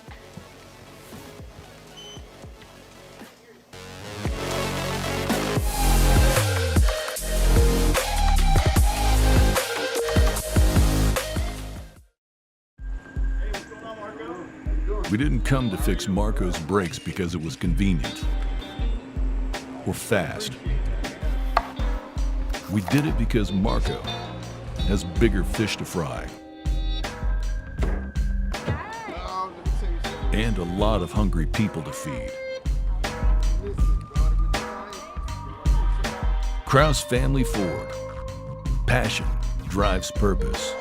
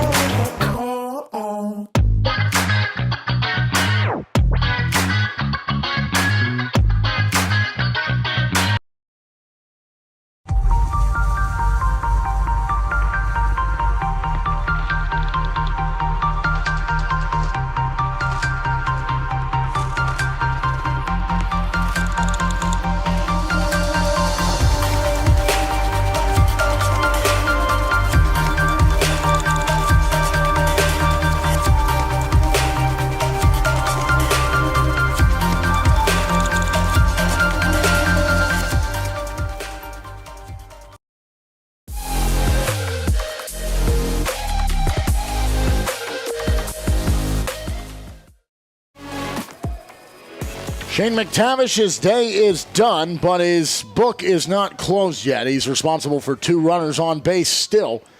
Here in a 1 out, 2 on situation in the bottom of the fifth, where 1 run has already come across to take the lead for the Johnson Royals. So in comes Isaac Berry, the junior out of Bristol, Virginia. Yeah, Isaac Berry making his 16th appearance out of the pen for Pike. He's had a great season for them. 4.45 ERA. 7 of his games have gone to decision. He's won 6 of those contests. Someone who's been trusted in a variety of different situations, a variety of different scenarios. He comes in trying to hold Johnson at bay. They go double steal, and that ball kicks away, but quickly turning and recovering it to prevent anything from happening over at third is Easton Mold, as Isaac Fernandez will face now an 0-2 count at the plate. This is in line with what we've known Johnson to be, an efficient offensive group, aggressive on the base paths, all of this coming to fruition in these last few innings.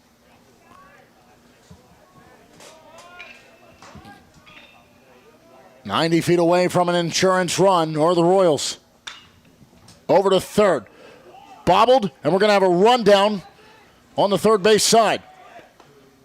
He has nowhere to go behind. They're going to have to come home. They tag him out at home, and the runners both trade places as they are on second and third, but they get the out, and in the grand scheme of things, that's about the best case scenario that comes from that. You don't have to trade the run for the out. You don't just have to look them there and not make the throw.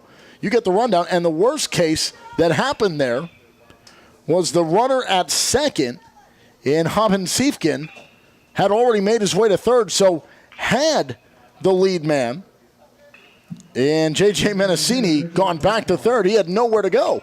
So he had to come home, and they applied the tag. So Isaac Fernandez now finds himself at second.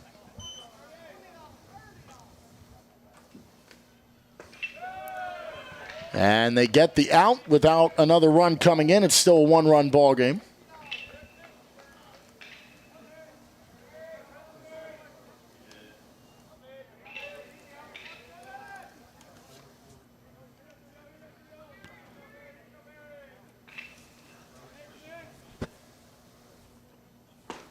So Mitchell Birdsall, who had that strikeout but got to go down to first, and it was that self-inflicted wound on the wild pitch that got through, and then ultimately through a stolen base and then another wild pitch, he would come home to score. And really it was one of those that you say not many other people that McTavish could have looked at, as that's going to be a single out to left field. They're going to send the runner. The throw comes home. It's not going to be on the mark. Both will score. And Frank will slide into second without a throw. And with 2 outs, it is now 3 runs across here in the bottom of the 5th.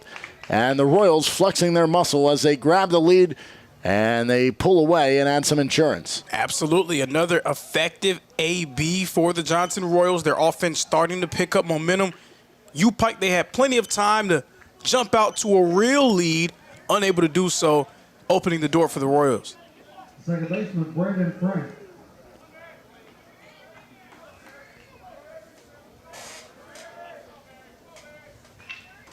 So Frank now to the plate.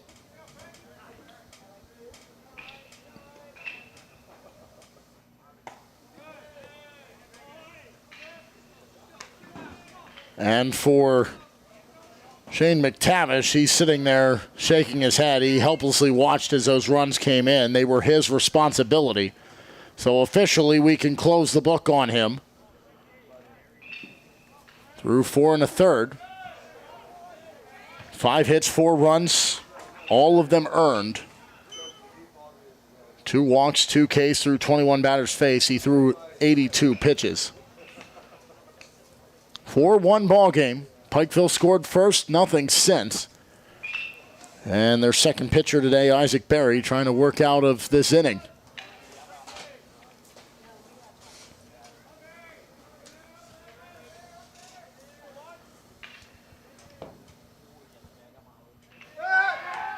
They throw back to second. Birdsall retreats.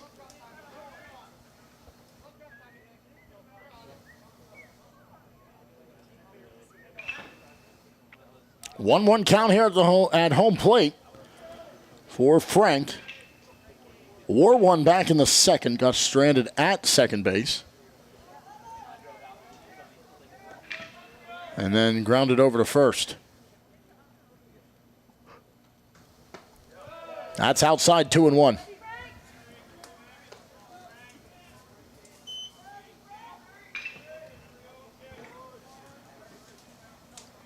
You can hear the pings in the distance. Those are the warm-ups that have started for our 4th and final game here on the 3rd day of the tournament.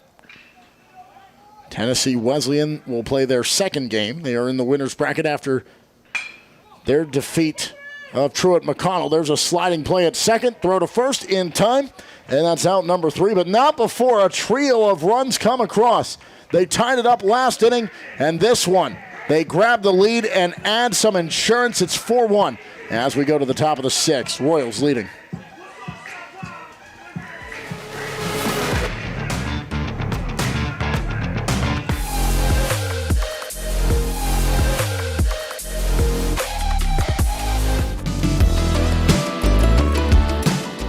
Want to watch your favorite Southeast teams in action? We've got you covered. Stream live games and highlights on YouTube, Twitch, Amazon Fire TV, Stream TV, and more. For all the details, visit our How to Watch page at sesnsports.com. It's your one-stop guide to catching every play, every time, wherever you are. The Southeast Sports Network, bringing the game to you anytime, anywhere.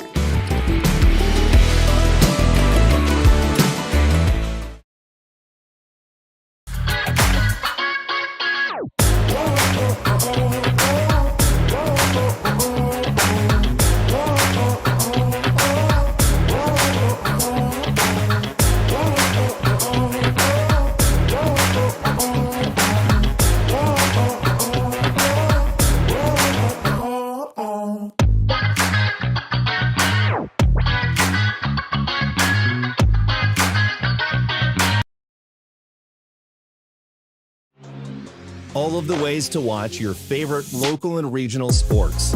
Join us now on Twitch TV. You can also find NSBN.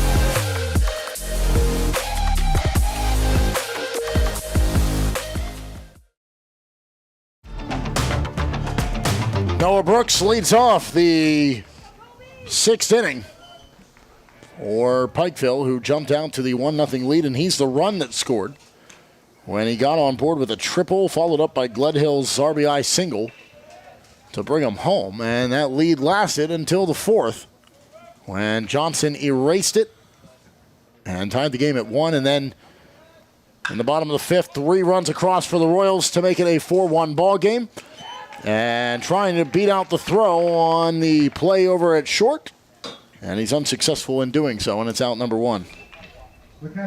So now this game is really starting to take the shape of U-Pike's first game against Montreat, where they were kind of hanging around a little bit. They weren't doing much offensively, but between pitching and some nice defense, they were hanging around, and then Montreat eventually opened the floodgates on them.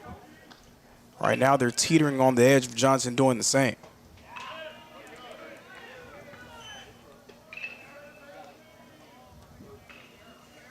It is a 1-0 count with 1 away.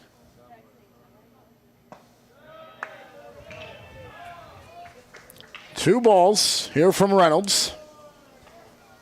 He's working against Gledhill.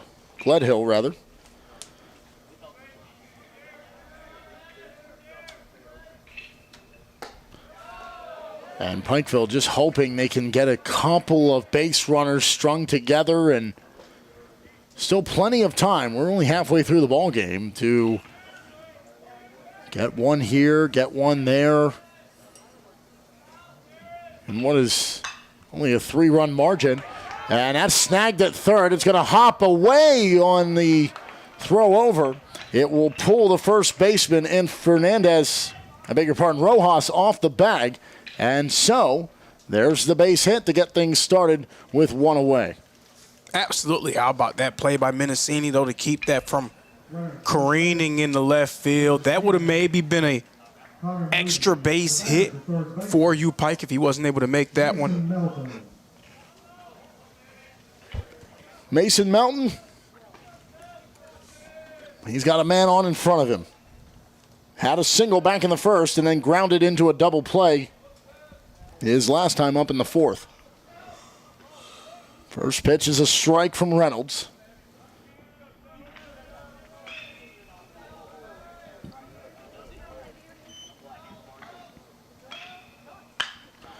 That's hit over to second. Oh, what a diving play. Can he turn around and get the throw? He will, but the runner advances, and that is a phenomenal stop at second base, down and dirty by Braden Frank. And he's able to keep it in front of him. It looked as though maybe it squeaked through, but I think it was the sunglasses that just bobbled away. He didn't care. He popped up and made the play, and it's out number 2 with a runner on second. Now Johnson not just flexing their muscles offensively, but also showing off the leather as well.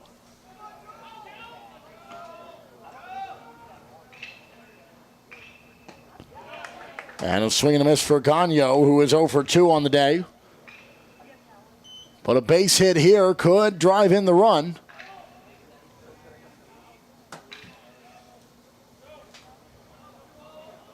Connor Moody is in the pinch run for Gledhill. Yeah, my eyes are ready. I'm ready. I didn't really react. I was like, I know it's going wide, but that last one scared me. 0-2 count. 2 outs. Man on second. Reynolds checks back to him. Again he looks, and now he's going to come home. It's high. It's 1-2.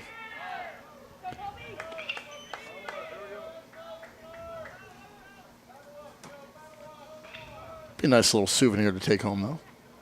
I mean, yeah, if it as long as keeps you intact, right? Yeah. As long as it doesn't make contact, it can hit the wall, it can hit anywhere if it does come up here. But Don't want it on me. Gagno goes down swinging, strands the runner in scoring position, and Pikeville just can't get the offense going like they did when they started the game with a 1-0 lead. We go to the bottom of the 6th, and it's a 3-run gap, 4-1, Johnson leading in this winner-go-home game.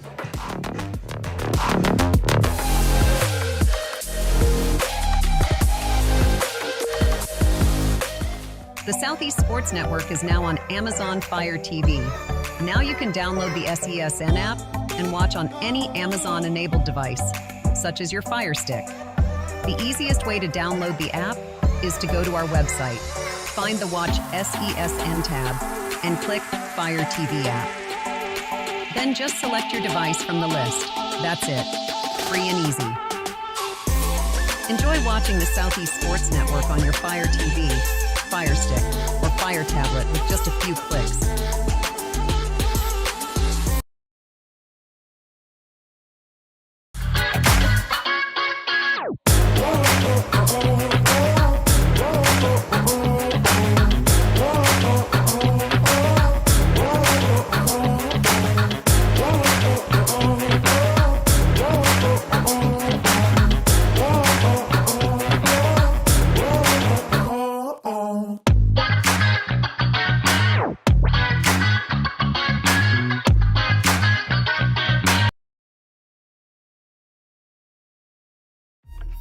Your favorite teams, your favorite live streams, your favorite highlights. Be sure to engage with us. Find us now on YouTube at NSBN Sports or visit us at nsbnsports.com.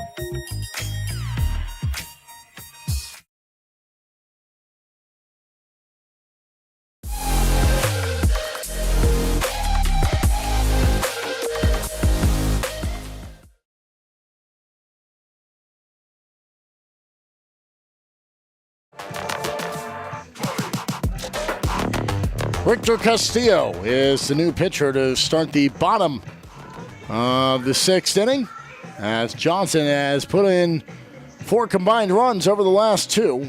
1 in the 4th, 3 in the 5th. So here to the 6th, it's Castillo who will come in after making 19 appearances last season. He comes in here trying to keep this season alive. Castillo coming into this game with a perfect 3 ERA. Hasn't had a ton of work this year, just 9 complete innings. Entering into this one with Johnson and those bats starting to heat up at the right time. The native of Venezuela will deliver his first pitch. And it's in there for strike 1 to Jesse Rojas. Rojas singled back in the 2nd, popped to 2nd. In the 4th.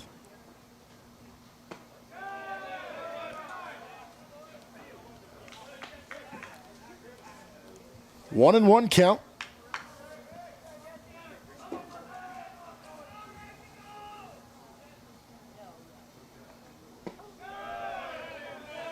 And 2-1 as that one misses the mark. So Tennessee Wesleyan already got their arms loose in the batting cages. Now the darker blue will make their way in. Montreat, the 8 seed, trying to knock off a second top 3 seeded team in a row. They're the ones who put Johnson in this game, win or go home. And they get the reigning champions in Tennessee Wesleyan after this one. Castillo fields it, throws it over to first. That's out number 1 as Rojas is sent back to the dugout. Okay, so I made a rule a few years ago when it comes to teams potentially earning an at-large bid for the NAI opening round. And it's give or take. It's not a catch-all. It's not infallible, but more often than not, it's pretty solid. Just to receive consideration, it's a 35-win rule. Generally, when you're a team that can get to 35 wins, of course, you got to have good wins on your resume. You have to have ranked teams in that stretch. But if you're a team that can get to 35 overall wins, as that'll get down for a base hit for Altamirano. And a one-out base runner here for Johnson. Yeah, but if you're a team that can get to 35 wins, more often than not, you'll really get serious consideration. Out of all those teams within that logjam between 4 and 9, Montreat, they're the closest to that 35 win mark. They're at 33 right now. So if you win tonight against Tennessee Wesleyan, you win one more. And the two wins, if you would win against Tennessee Wesleyan, you can sit there and say in back-to-back games we have ranked wins over 6 and 16. Absolutely. That one's inside. After Altamirano reached on the single with one out, this was the bottom of the order in Almeida. And Almeida got to third, back in that third inning, and then singled and scored last inning. Yeah, now again, it's not a catch-all, but it's just something to think about when you see Montreat play this game coming up and understand what's at stake for them. Well, and the door is open for the Cavaliers, and really the door is open for Bryan as well, as they're 3-0. Their big one, they are the ones that sent Milligan to the losers bracket. Montreat, 21 runs through 2 games. The shortened 8-inning game against this Pikeville side. And then the 8-run win over Johnson last night. 2-1 pitch. Castillo gets him to go around. They try to steal. The throw off the money. It's going to get into the outfield. But Altamirano can't get up. Oh, and they call him out at home. And they'll say it's interference on Almeida.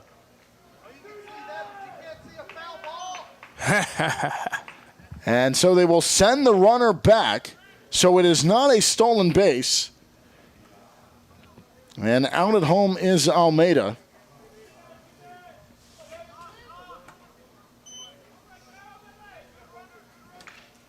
And so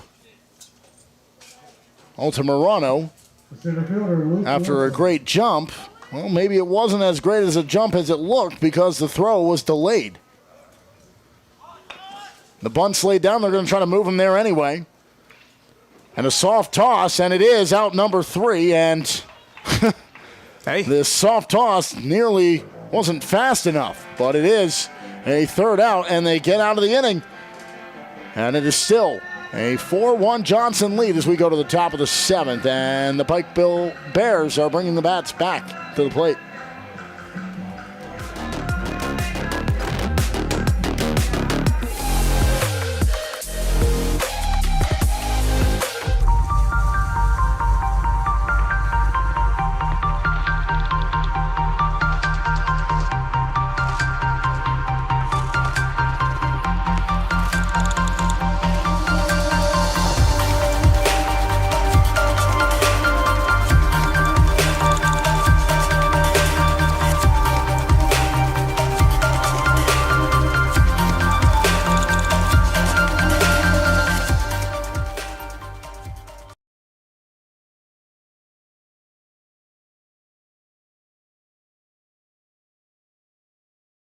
Hold on. The previous play is under further review. I'm not sure what he could review, but okay.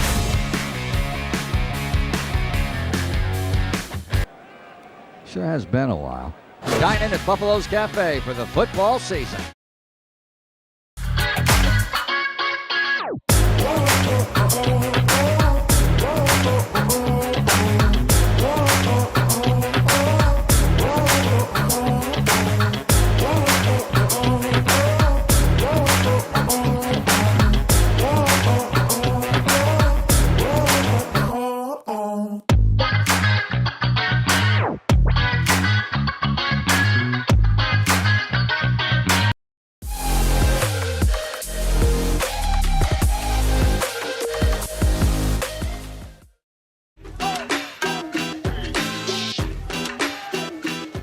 We've seen some interesting outs go against the Royals in this game. You saw that sort of just casual 1-2-3 double play earlier in the game on the foul ball that wasn't a foul ball, or the fair ball that everybody thought was a foul ball, but it still wasn't. Then you have the interference. That's the second out. Then the bunt laid down by Wilson, and he is out. So that brings up Pikeville to the plate. Reynolds still working on the mound for the Royals. And Francis Sabero is at the plate. He's 0 for 2 on the day. A couple of ground outs over to first. Come on. We're good. See how we're getting ready to. Oh. That's 2 in one game that have come up here. That one not nearly as bad, but I mean now we're jumpy. We know it can happen. That's a chopper over to first, fielded on the run, easily tagging up is Rojas for out number 1. Woo! All right, there's the jolt to get me through the rest of the game, right? You know, the cam's sitting over here. I haven't cracked it yet, but I'm not going to need to, at least until in between games, because the heart's pounding again. Rightfully so.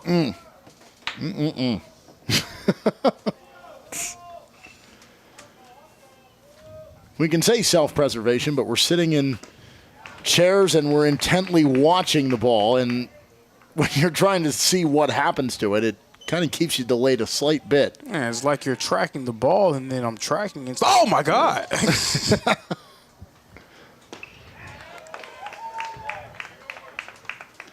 Anything that comes back this way, even if it's well over our heads, it's going to cause a jump out of us. That's 2 that almost came in here. 0-2 count. Sabero has grounded out after all that. Over to first. And then the strikeout on Cole Fowler will put 2 quick outs on the boards for Reynolds.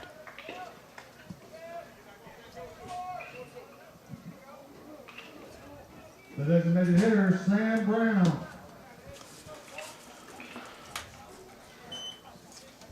So Sam Brown reached on a fielder's choice and a ground out over to first before that. 2 away, nobody on. Getting later in this ball game, Pikeville, if they want to stay alive in the tournament, they need to find something to get that offense going again. They capitalized in the first, and you look at that and you say, all right, the 2 quick outs, it came on 2 pitches for those first outs, but then the triple, the single, and a follow-up single that didn't net anything. But you saw 3 straight hits in that inning, and since, not much has happened. Even when there have been hits, they've been 1, 2, 3 innings for the most part. And this is a 1, 2, 3 inning as Brown will ground over to short. And that'll do it for Pikeville. And Johnson comes to the plate. We go to the bottom of the 7th. But first, let's lean back. We can take a breather after another ball came up here. But hey, while we do, let's open up the lungs. We'll stretch it out here as we go mid-7th.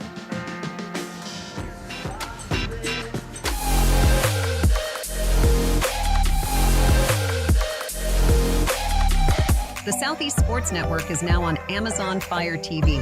Now you can download the SESN app and watch on any Amazon-enabled device, such as your Fire Stick. The easiest way to download the app is to go to our website, find the Watch SESN tab, and click Fire TV app. Then just select your device from the list. That's it. Free and easy. Enjoy watching the Southeast Sports Network on your Fire TV, Fire Stick, or Fire tablet with just a few clicks.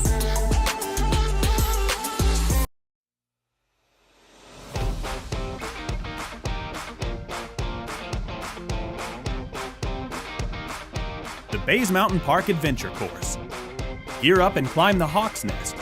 Work together as a team to complete 4 high ropes challenges, all while suspended 40 feet in the air. Finish with a zip through the canopies on our 310-foot zip line. Our ground course features 9 exciting challenges and is perfect for large and small groups. The Bays Mountain Park Adventure Course. Thrilling fun for group events, parties, and field trips.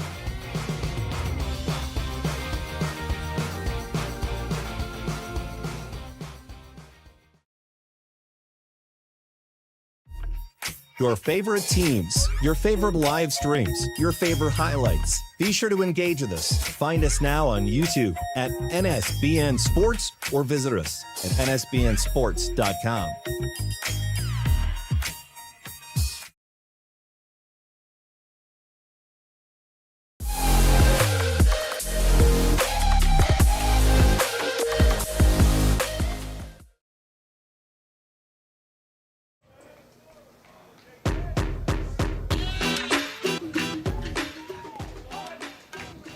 J.J. Mendocini leads things off here in the bottom of the 7th inning.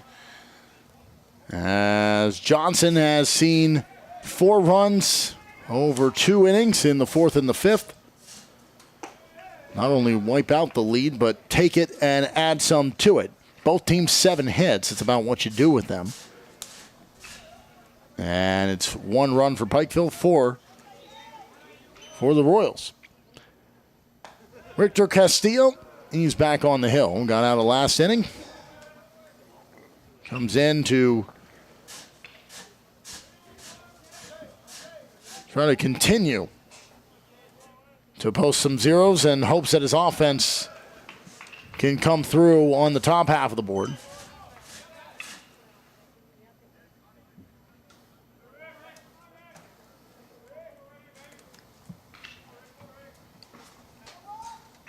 The 1-2.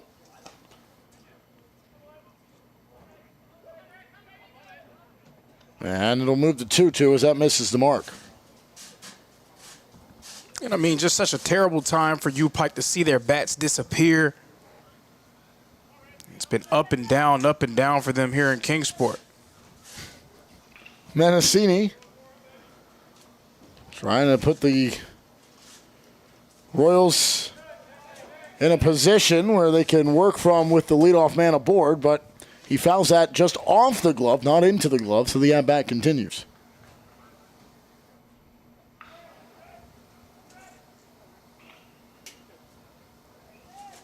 Still 1 more game on the day to go. Back in the winner's bracket, Tennessee Wesleyan and Montreat. Montreat, the team that sent both of these teams here. For Johnson, it's been the loss and then returning to the field. For Pikeville, however, you wonder how much momentum that was to get that first lead back in the first inning when they scored that run, as that's going to get over the head into the outfield grass down in right field. And Mendocini's going to turn on the Jets, try to get the second, and he will. Worst thing that could happen for a team that's struggling offensively is to surrender any insurance runs. A lot of pressure on Castillo.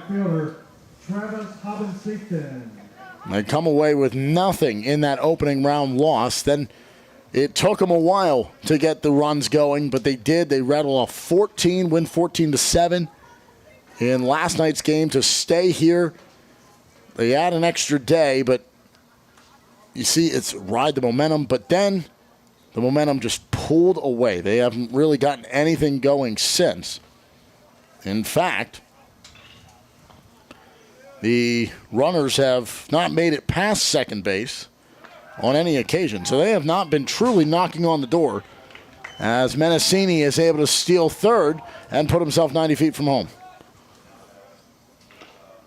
Yeah, and they've had some hits since scoring that run, but many of them inconsequential. None of them really stringing much momentum together. Just hasn't been their day so far. They have not had back-to-back hits since that first inning. They had 3 in a row. One of them scored. Brooks had the triple, the RBI single by Gledhill, and then Melton followed it up with a lone single of his own. But you look out and you still say 7 total hits. It's just nothing has been able to get into threatening territory. And then you have the run that tied it. And I think that's where you really felt the momentum shifted. On the flip side of things, in that 4th inning, you have the strikeout by McTavish. He's able to gun one in there on Birdsall, but the ball gets away on a drop strike 3. So he gets on base, no out, but it does go down as a strikeout for him. But the stolen base by Birdsall gets over to third and then is able to come home on a wild pitch. And that really just kind of turned the momentum. It gave Johnson the signs of life they needed. And they come out the next inning and hang 3 on the board, and that's the difference right now. So retired is Hobensiefken. on the ground out to shortstop. And so that'll bring up Isaac Fernandez. Fernandez 0 for 3 on the day.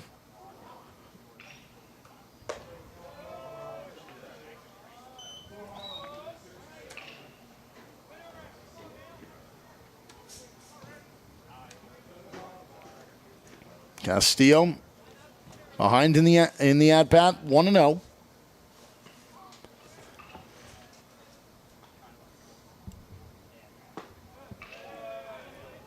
Pitch outside, it's 2-0 as he falls behind.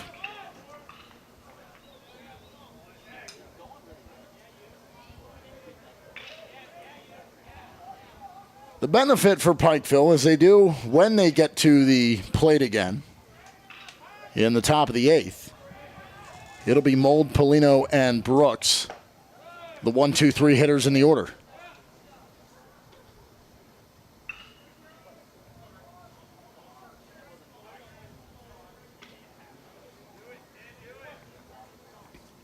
Four runs on 8 hits, 1 run on 7 hits. That's the scoreline. Plus side, no official errors on either team. And that one misses, and it's behind the batter, and so Fernandez makes his way down to first.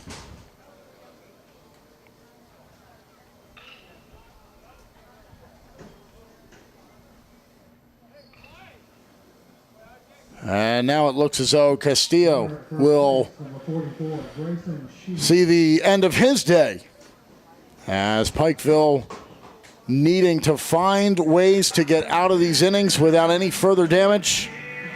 They'll go to the bullpen with runners on and 1 out in a 3-run ball game.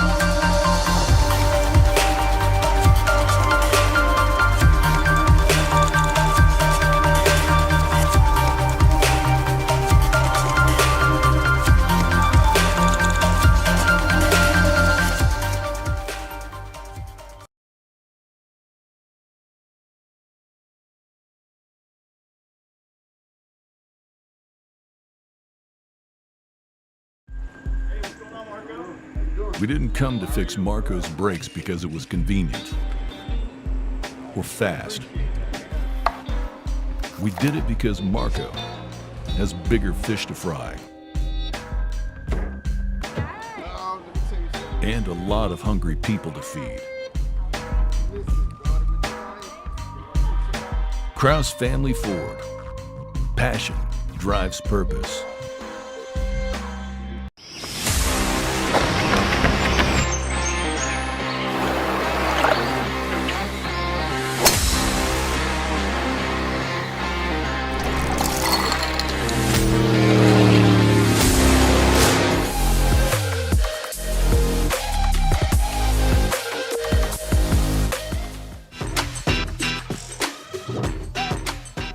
One out, runners on the corners, and a fresh face in as the runner goes. At a low throw that bounces off the mound. It took a short hop, and it careens away into the outfield grass. And that's not going to help. You bring your man in from the bullpen, hoping to get out of the situation with 2 on and 1 out, and one of them scores on the throwdown because it took a wild hop that changed directions off the backside of the mound. Another fielding mistake we see, helping Johnson score another run, building some insurance. Again, pivotal against An offense that's gone cold. Mendocini comes home. Fernandez is at second. And now Cole Carmichael will give up the single. And that's just going to sting a little more. And that's going to get all the way out, and it's going to be more bases. And he's going to try to turn for 3. And this is going to be a triple as it got all the way to the wall. And it's an RBI triple for Mitchell Birdsall.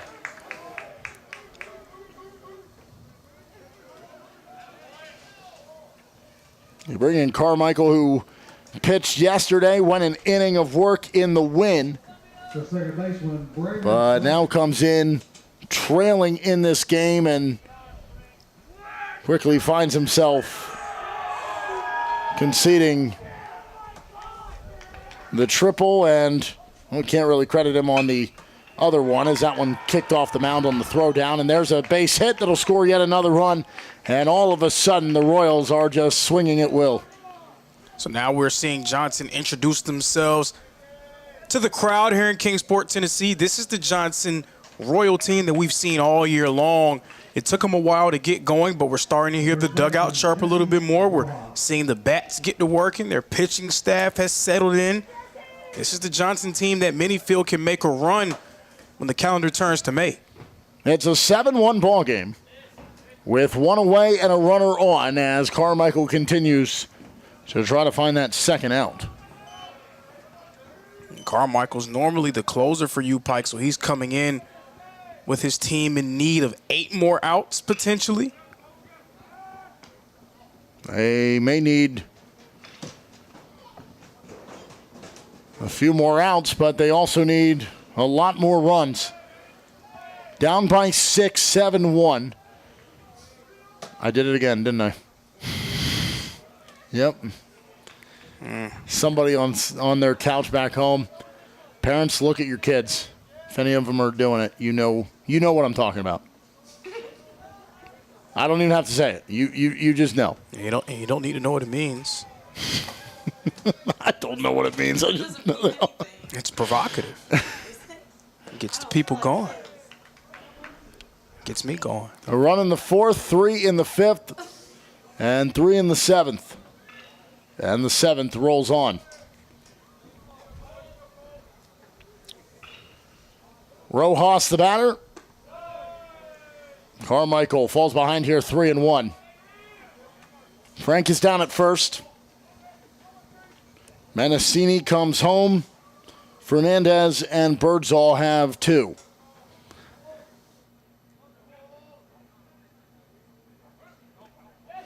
And that ball kicks away, and it bounces all the way to the backstop. And Frank is going to cruise to second on that ball that kicks away, and that was a massive kick. That almost hopped into the stands. Yeah, I mean, it almost made it back up this ramp. Like, I thought we were going to have to get out the way. That one wouldn't have come as fast. I think that one would have at least been a little easier to react to. But when it comes off the bat back here, it is... I mean, you have no reaction time, and we keep in mind, we're further back than pitchers are. Now, they have the benefit of it, right? You know, you always say when a ball comes right back at them, it's pretty much reactionary, whether or not you're going to catch it.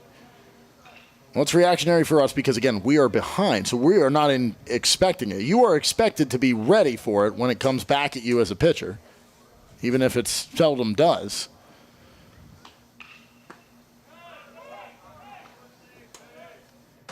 And if I was still in my mode of being an athlete during, my physical prime, probably would be a little bit more reactive too. Unfortunately, I'm getting old, so. I'm in that range where can't get out of the chair without a little. That's a base hit out to left. They're going to send the runner home. And Johnson just pouring it on here. It's an 8-1 ball game, a 4th across the plate. As scoring from second is Frank on the single by Rojas. So there's a saying that I had said to me from one of my old coaches during... I beg your pardon, from Altamirano. Yeah, but during my time as an athlete, he used to say, sometimes you just have to really lay the hammer down, kill a mosquito with an axe. So you don't have to just allow a team to hang around. When you have a chance to end them, you have to go ahead and do it. It seems like that's what Johnson's trying to do. They don't want to let you, Pike, hang around. Pikeville was right there with him through the fourth and even through the fifth and the sixth. 4-1 ball game, not insurmountable, but Pikeville just not able to find the offense. But still a close game. But here in this one where 4 have come across the plate, it has just been an unraveling for the Bears. And barring a ignition of this offense and a stopping of the bleeding here in this inning. Ignition. They need something going. They got the 50. They scored 15 straight runs. I like that song. You know, by Redacted. Scored the opener. But since then, they've been trying to turn over the key on their offense, and they're just getting the clicks on the engine. And no fire-up hum. 8-1 ball game, and every piston firing at full speed here for Johnson. Trying to add more, and still they have only just 1 out on the board. 2 men on, as this is Almeida, who has a 2-0 count from Carmichael. You probably might be running out of gas, sputtering a bit. Almeida fouls that into the backstop. Rojas is the lead runner at second. Behind him, it's Altamirano. Almeida is at the plate. Johnson there, 3 runs away. The game-winning run is at the plate. Almeida is the 8th batter of the inning. Top of the order in Luke Wilson will be the 9th, should he come about. That's inside ball 3. It's 3-1.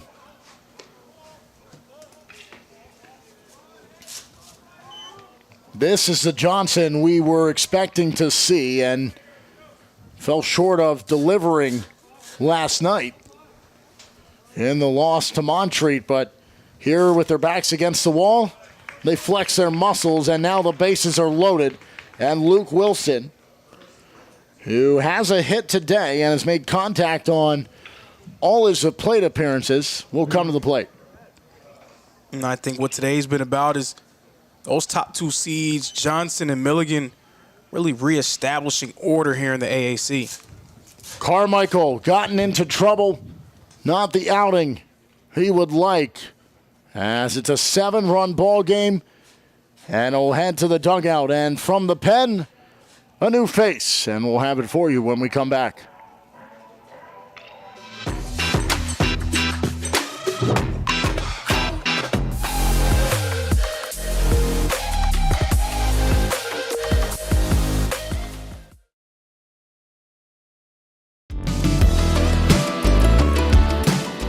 Want to watch your favorite Southeast teams in action? We've got you covered. Stream live games and highlights on YouTube, Twitch, Amazon Fire TV, Stream TV, and more. For all the details, visit our How to Watch page at sesnsports.com. It's your one-stop guide to catching every play, every time, wherever you are. The Southeast Sports Network, bringing the game to you anytime, anywhere.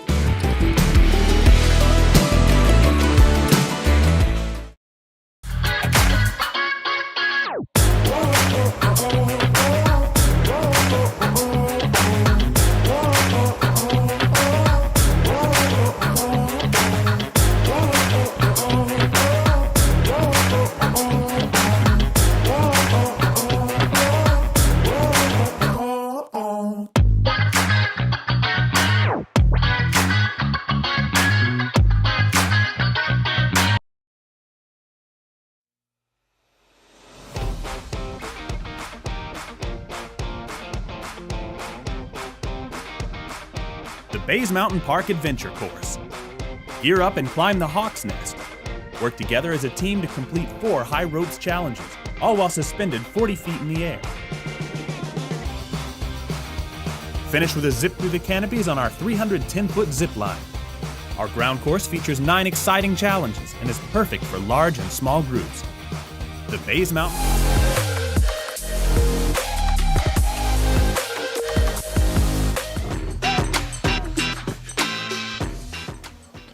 Dawson Schultz comes into the game for a second day in a row. And he comes in here and not what he likes. He hits Wilson, and it's a 9-1 ball game on the first pitch. Schultz just unable to settle in. And the base is loaded, and they remain loaded as Wilson walks down the first. And now the lineup has gone the whole way through here in this inning as J.J. Menacini, who had a double and then came around to score to start things off, is back at the plate as the 10th batter of the inning. And Johnson 2 runs away from ending this one early. And it's probably just a base hit.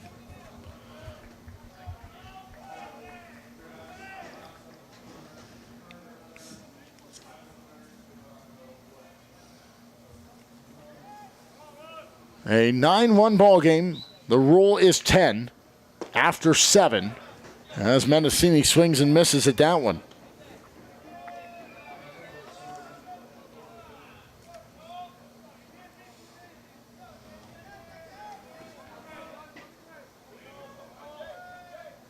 Schultz with the bases loaded and 1 out. It's low and inside, and it's 2-1.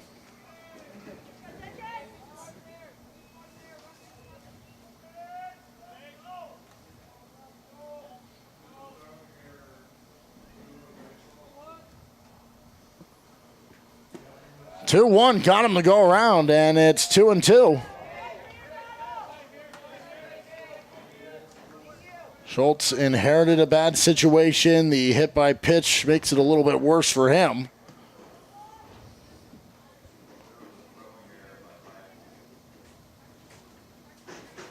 But the 2-2 trying to get out of it. And it's a payoff pitch upcoming with 1 out and the bases loaded.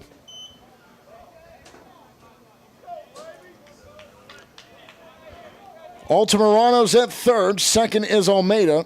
And first, after being tagged with a pitch, is Wilson. Swing and a miss. And Menacini goes down swinging, and that's a big second out for Schultz. Yeah, it's been a while since U-Pike has even seen an out hit the board. Dawson Schultz steadying the ship.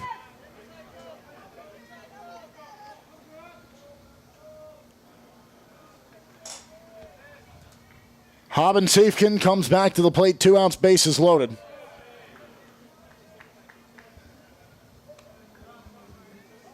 Well, he would love to make amends for his earlier at-bat when he was the second batter of the inning. He's the only one to have not reached base. And what is now the 11th batter to come to the plate.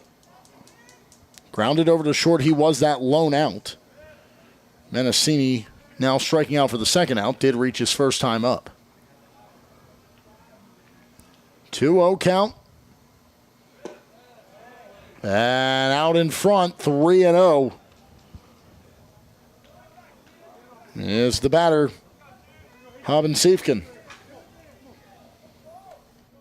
Likely won't swing, probably make him pitch right at you. Schultz bounces in the 3-1, and he's walked the bases loaded again, and the run comes in. It's now 10-1. So he takes his place at first. Altamirano comes in. Almeida goes to third. The catcher, Isaac Fernandez. And Wilson goes to first. Sorry, I had to flip around to find where everybody is because you had to make the little room down at the bottom here to keep going. 12th batter of the inning is Isaac Fernandez. 2 outs and a first pitch strike here in the bottom of the 7th. 1 in the 4th, 3 in the 5th, 6 and maybe counting here in the 7th. A chopper over to third. Caught on the run, thrown to first. That'll do it. Out of the bases loaded jam, but 6 runs come across. It's a 9-run ball game. Flirting with an early ending was Pikeville, but they get the out to stay alive. But it's a long way back, and we go to the top of the 8th.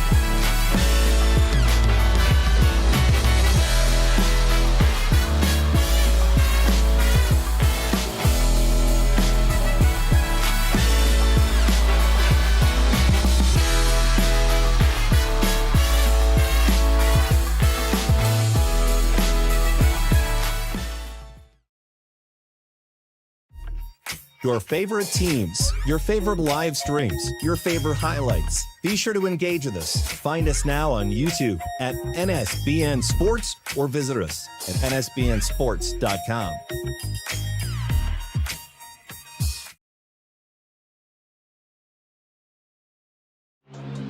All of the ways to watch your favorite local and regional sports. Join us now on Twitch TV. You can also find NSBN on Amazon Fire TV.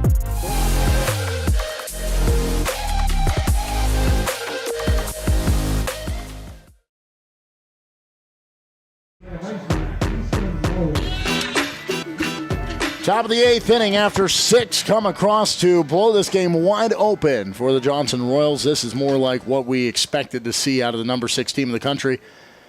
Only saw 3 runs posted last night. To the 11 of Montreat, who waits for the conclusion of this game. They'll have Tennessee Wesleyan, the reigning champions. They'll be down to the dugout to the left as the higher seed. Montreat to the right.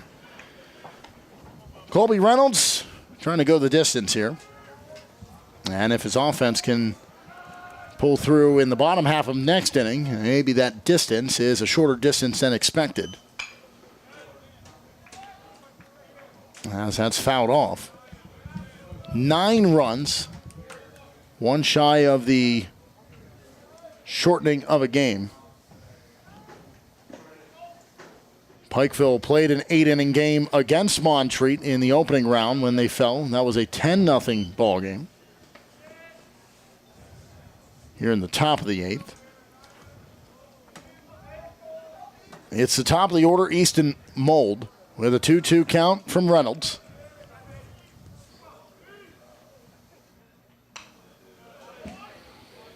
Well, that's to that side. We don't have to worry about it too much, but, you know, let's keep them that way, guys. Again, this game in line with what we've seen in this series between these two teams over the last 3 years. That's going to get down for a base hit, and the leadoff man is aboard, top of the order. That's what you want from him anytime he's up, and Mold stands at first base. It's a long way back, but a good start here in the inning. Yeah, Easton Mold, his second hit of the ball game. I know Pikeville fans are saying, where was that all day? Made contact every time he's been up. He's taken one to right, one to left, and then a pair of singles.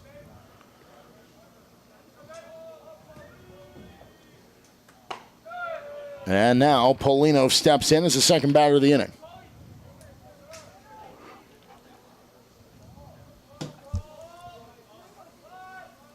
Reynolds has been impressive today. Still 8 hits that he's allowed.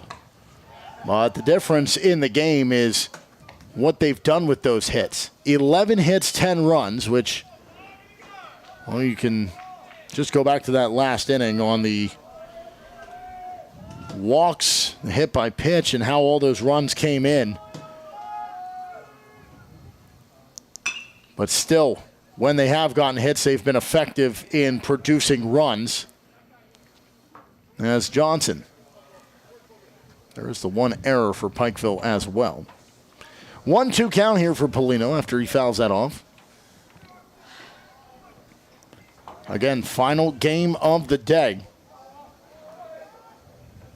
is the meeting with Montreat. Just beneath that 35-win threshold you said about trying to maybe squeak into one of those top 40 teams for the tournament. As that's a strikeout for Polino, and he heads back to the dugout. It's been a rough go at it for Paulino coming into Kingsport, batting .396. He's a second-team all-conference selection, but he has struggled considerably here in U-Pike's 3 games. That's a chopper over to second. Slung to first, runner advances, but 2 outs.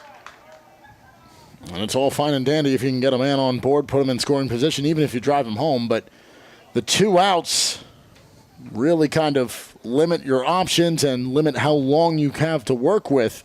Playing with a short leash, and you need 9 runs to try to keep your season alive. And it's just one of those situations where you look and say it's not impossible, but highly improbable for Pikeville. As that's chopped foul down the first base side here by Noah Brooks. Yeah, you're not really thinking save the season at this point. You want to start small scale. How about just extend this game as long as we can? Beg your pardon, Gledhill. Wrong name. It was writing what Brooks did. And the ground out to second. And that's popped into the air. Out to center. And grabbed for out number 3. Top of the 8th. No surprise, as it's been a trend all day long, except for the hot start that Pikeville had. They scored in the first, took a 1-0 lead, but since, it has been 7 consecutive zeros posted on the top half of the scoreboard. Up by 9, Johnson back to the plate, trying to end it early.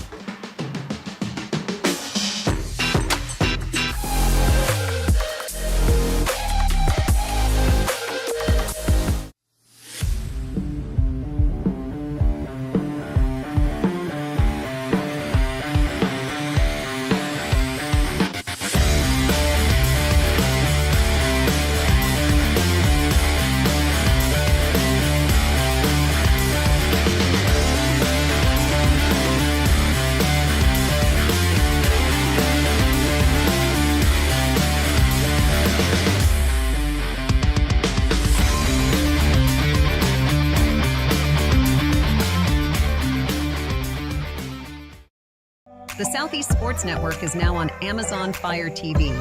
Now you can download the SESN app and watch on any Amazon-enabled device, such as your Fire Stick.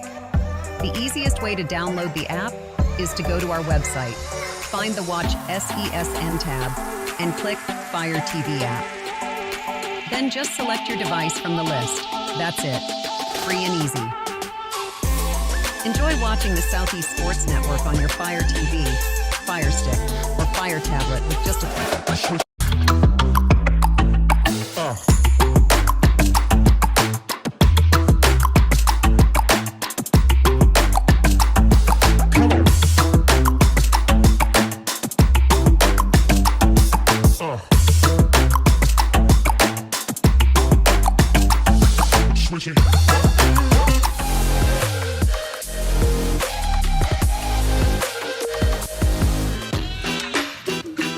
Mitchell Birdsall's 2 for 4. He's the first batter of the inning here in the bottom of the 8th. 6 came across in the bottom of the 7th. And you saw there as we came back, the current pitcher, Dawson Schultz. They've gone through quite a few. Have Pikeville trying to find the guy that will get them out of the inning. Schultz came in, inherited a tough situation with the bases loaded, and just couldn't get out of it before a few more got tacked on. And needs to avoid giving up a run. 1 run will be a walk-off. It'll end it here in the 8th inning at the run rule of 10. It is a 9-run ball game, 10 runs on 11 hits for the 6th-ranked Johnson Royals. Fell 2 spots in yesterday's rankings from the 4th spot, in large part thanks to the work of Milligan, who also dropped their opening game of the tournament yesterday, but bounced back this morning. Milligan taking that season-ending series, and not only do they drop Johnson in the rankings because of that, Johnson also loses the outright claim on the regular season title. Yeah, but being in that top 10 means that Johnson is still in the mix for a top seed for the NAIA top opening round coming up. That ball's popped high and into the shallow grass out in left field. Racing back to get it and making the grab is Sabero for out number 1. The second baseman, Braden Frank. Well, we always know that the games will never start on time. They build you 3 hours. The game goes 2.5, and you get a minimum of 30 minutes. So you know you're never going to get there. But we're pretty close to 6 o'clock, which was the start time. So We've been pretty close to the mark. As that's going to get down to the wall and hop over. It's a ground rule double. And in scoring position with one out is Braden Frank. Yeah, runner in scoring position. Johnson just wants to finish it off with one last run. First baseman Jesse Rojas. Rojas comes to the plate. Montreat and Tennessee Wesleyan, they're the winner's bracket coming up next. Two very impressive performances so far for Montreat. A good opening win in a shortened game for Tennessee Wesleyan.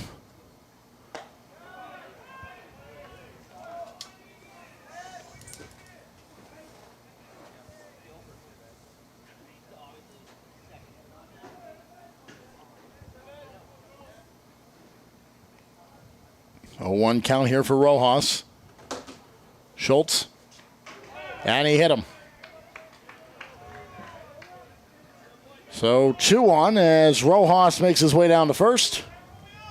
And Altamirano, who singled and came around to score last inning, singled in the inning before that. And if he singles again, it could be the end of the ball game.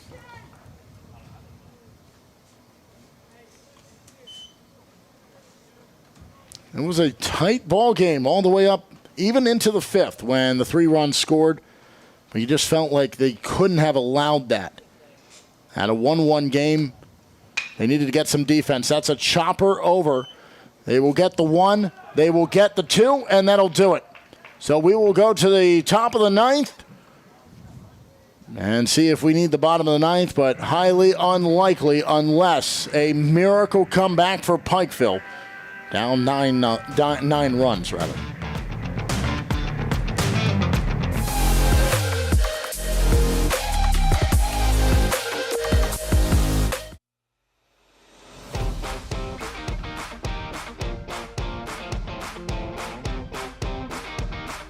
The Bays Mountain Park Adventure Course. Gear up and climb the Hawk's Nest. Work together as a team to complete 4 high ropes challenges, all while suspended 40 feet in the air. Finish with a zip through the canopies on our 310-foot zip line. Our ground course features 9 exciting challenges and is perfect for large and small groups. The Bays Mountain Park Adventure Course. Thrilling fun for group events, parties, and field trips.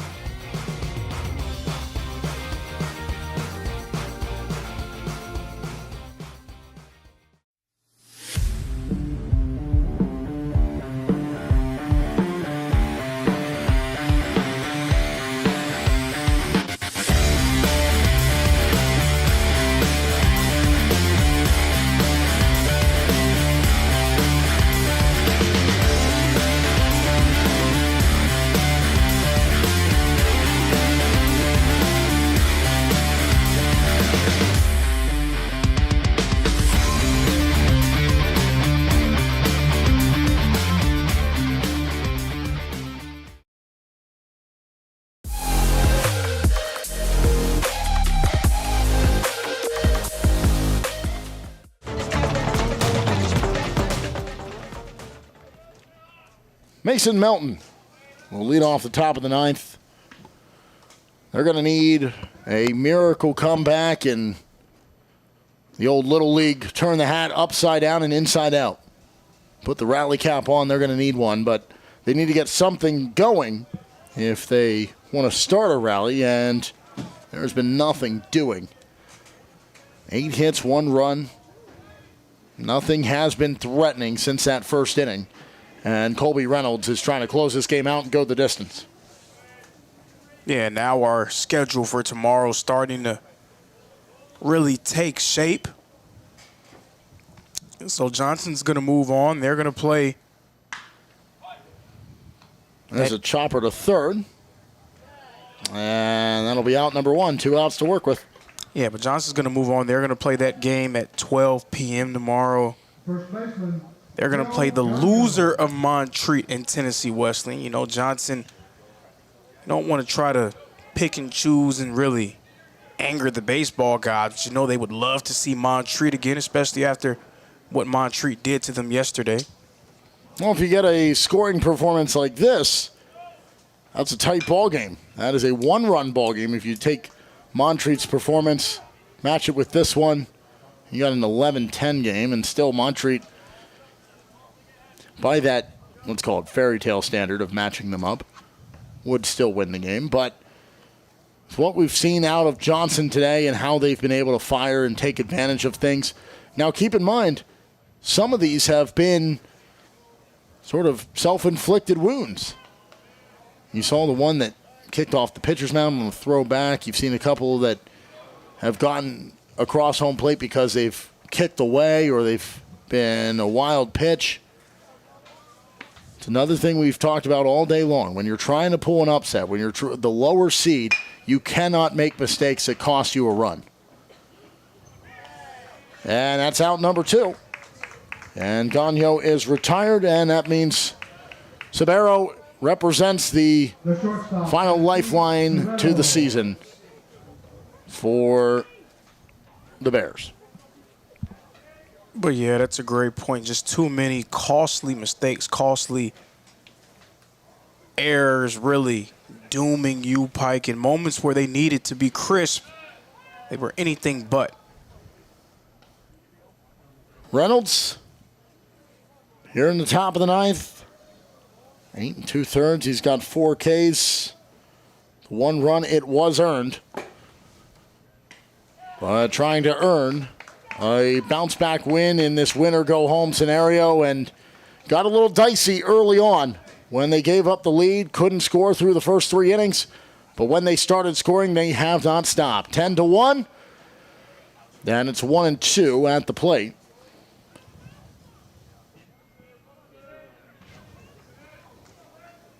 And their stay will continue as they expected. They have higher hopes even beyond the crown of the AAC tournament when we get to the national tournament in a few weeks.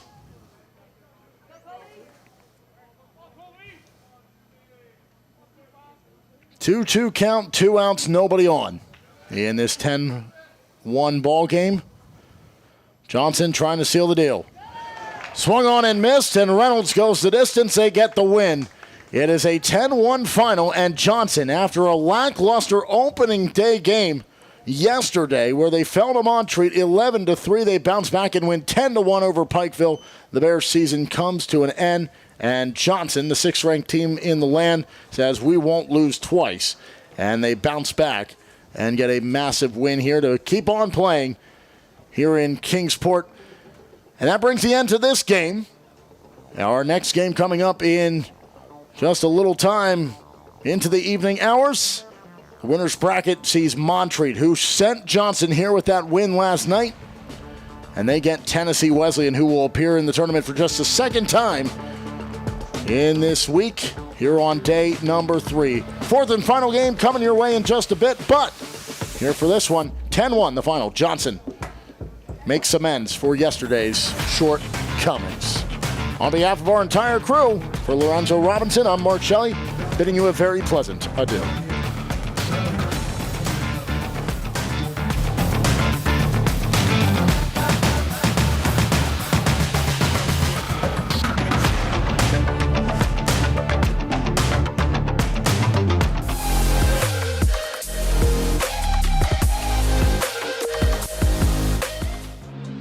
All of the ways to watch your favorite local and regional sports. Join us now on Twitch TV. You can also find NSBN on Amazon Fire TV or visit us live on YouTube as we stream games there as well. Another fan favorite way to watch is NSBNsports.com. You can also find us through our NSBN app, free to download from the Google Play Store, and Roku TV, where you can find all of our content. NSBN Sports, visit us at NSBNsports.com. Your favorite teams, your favorite live streams, your favorite highlights. Be sure to engage with us. Find us now on YouTube at NSBN Sports or visit us at NSBNsports.com.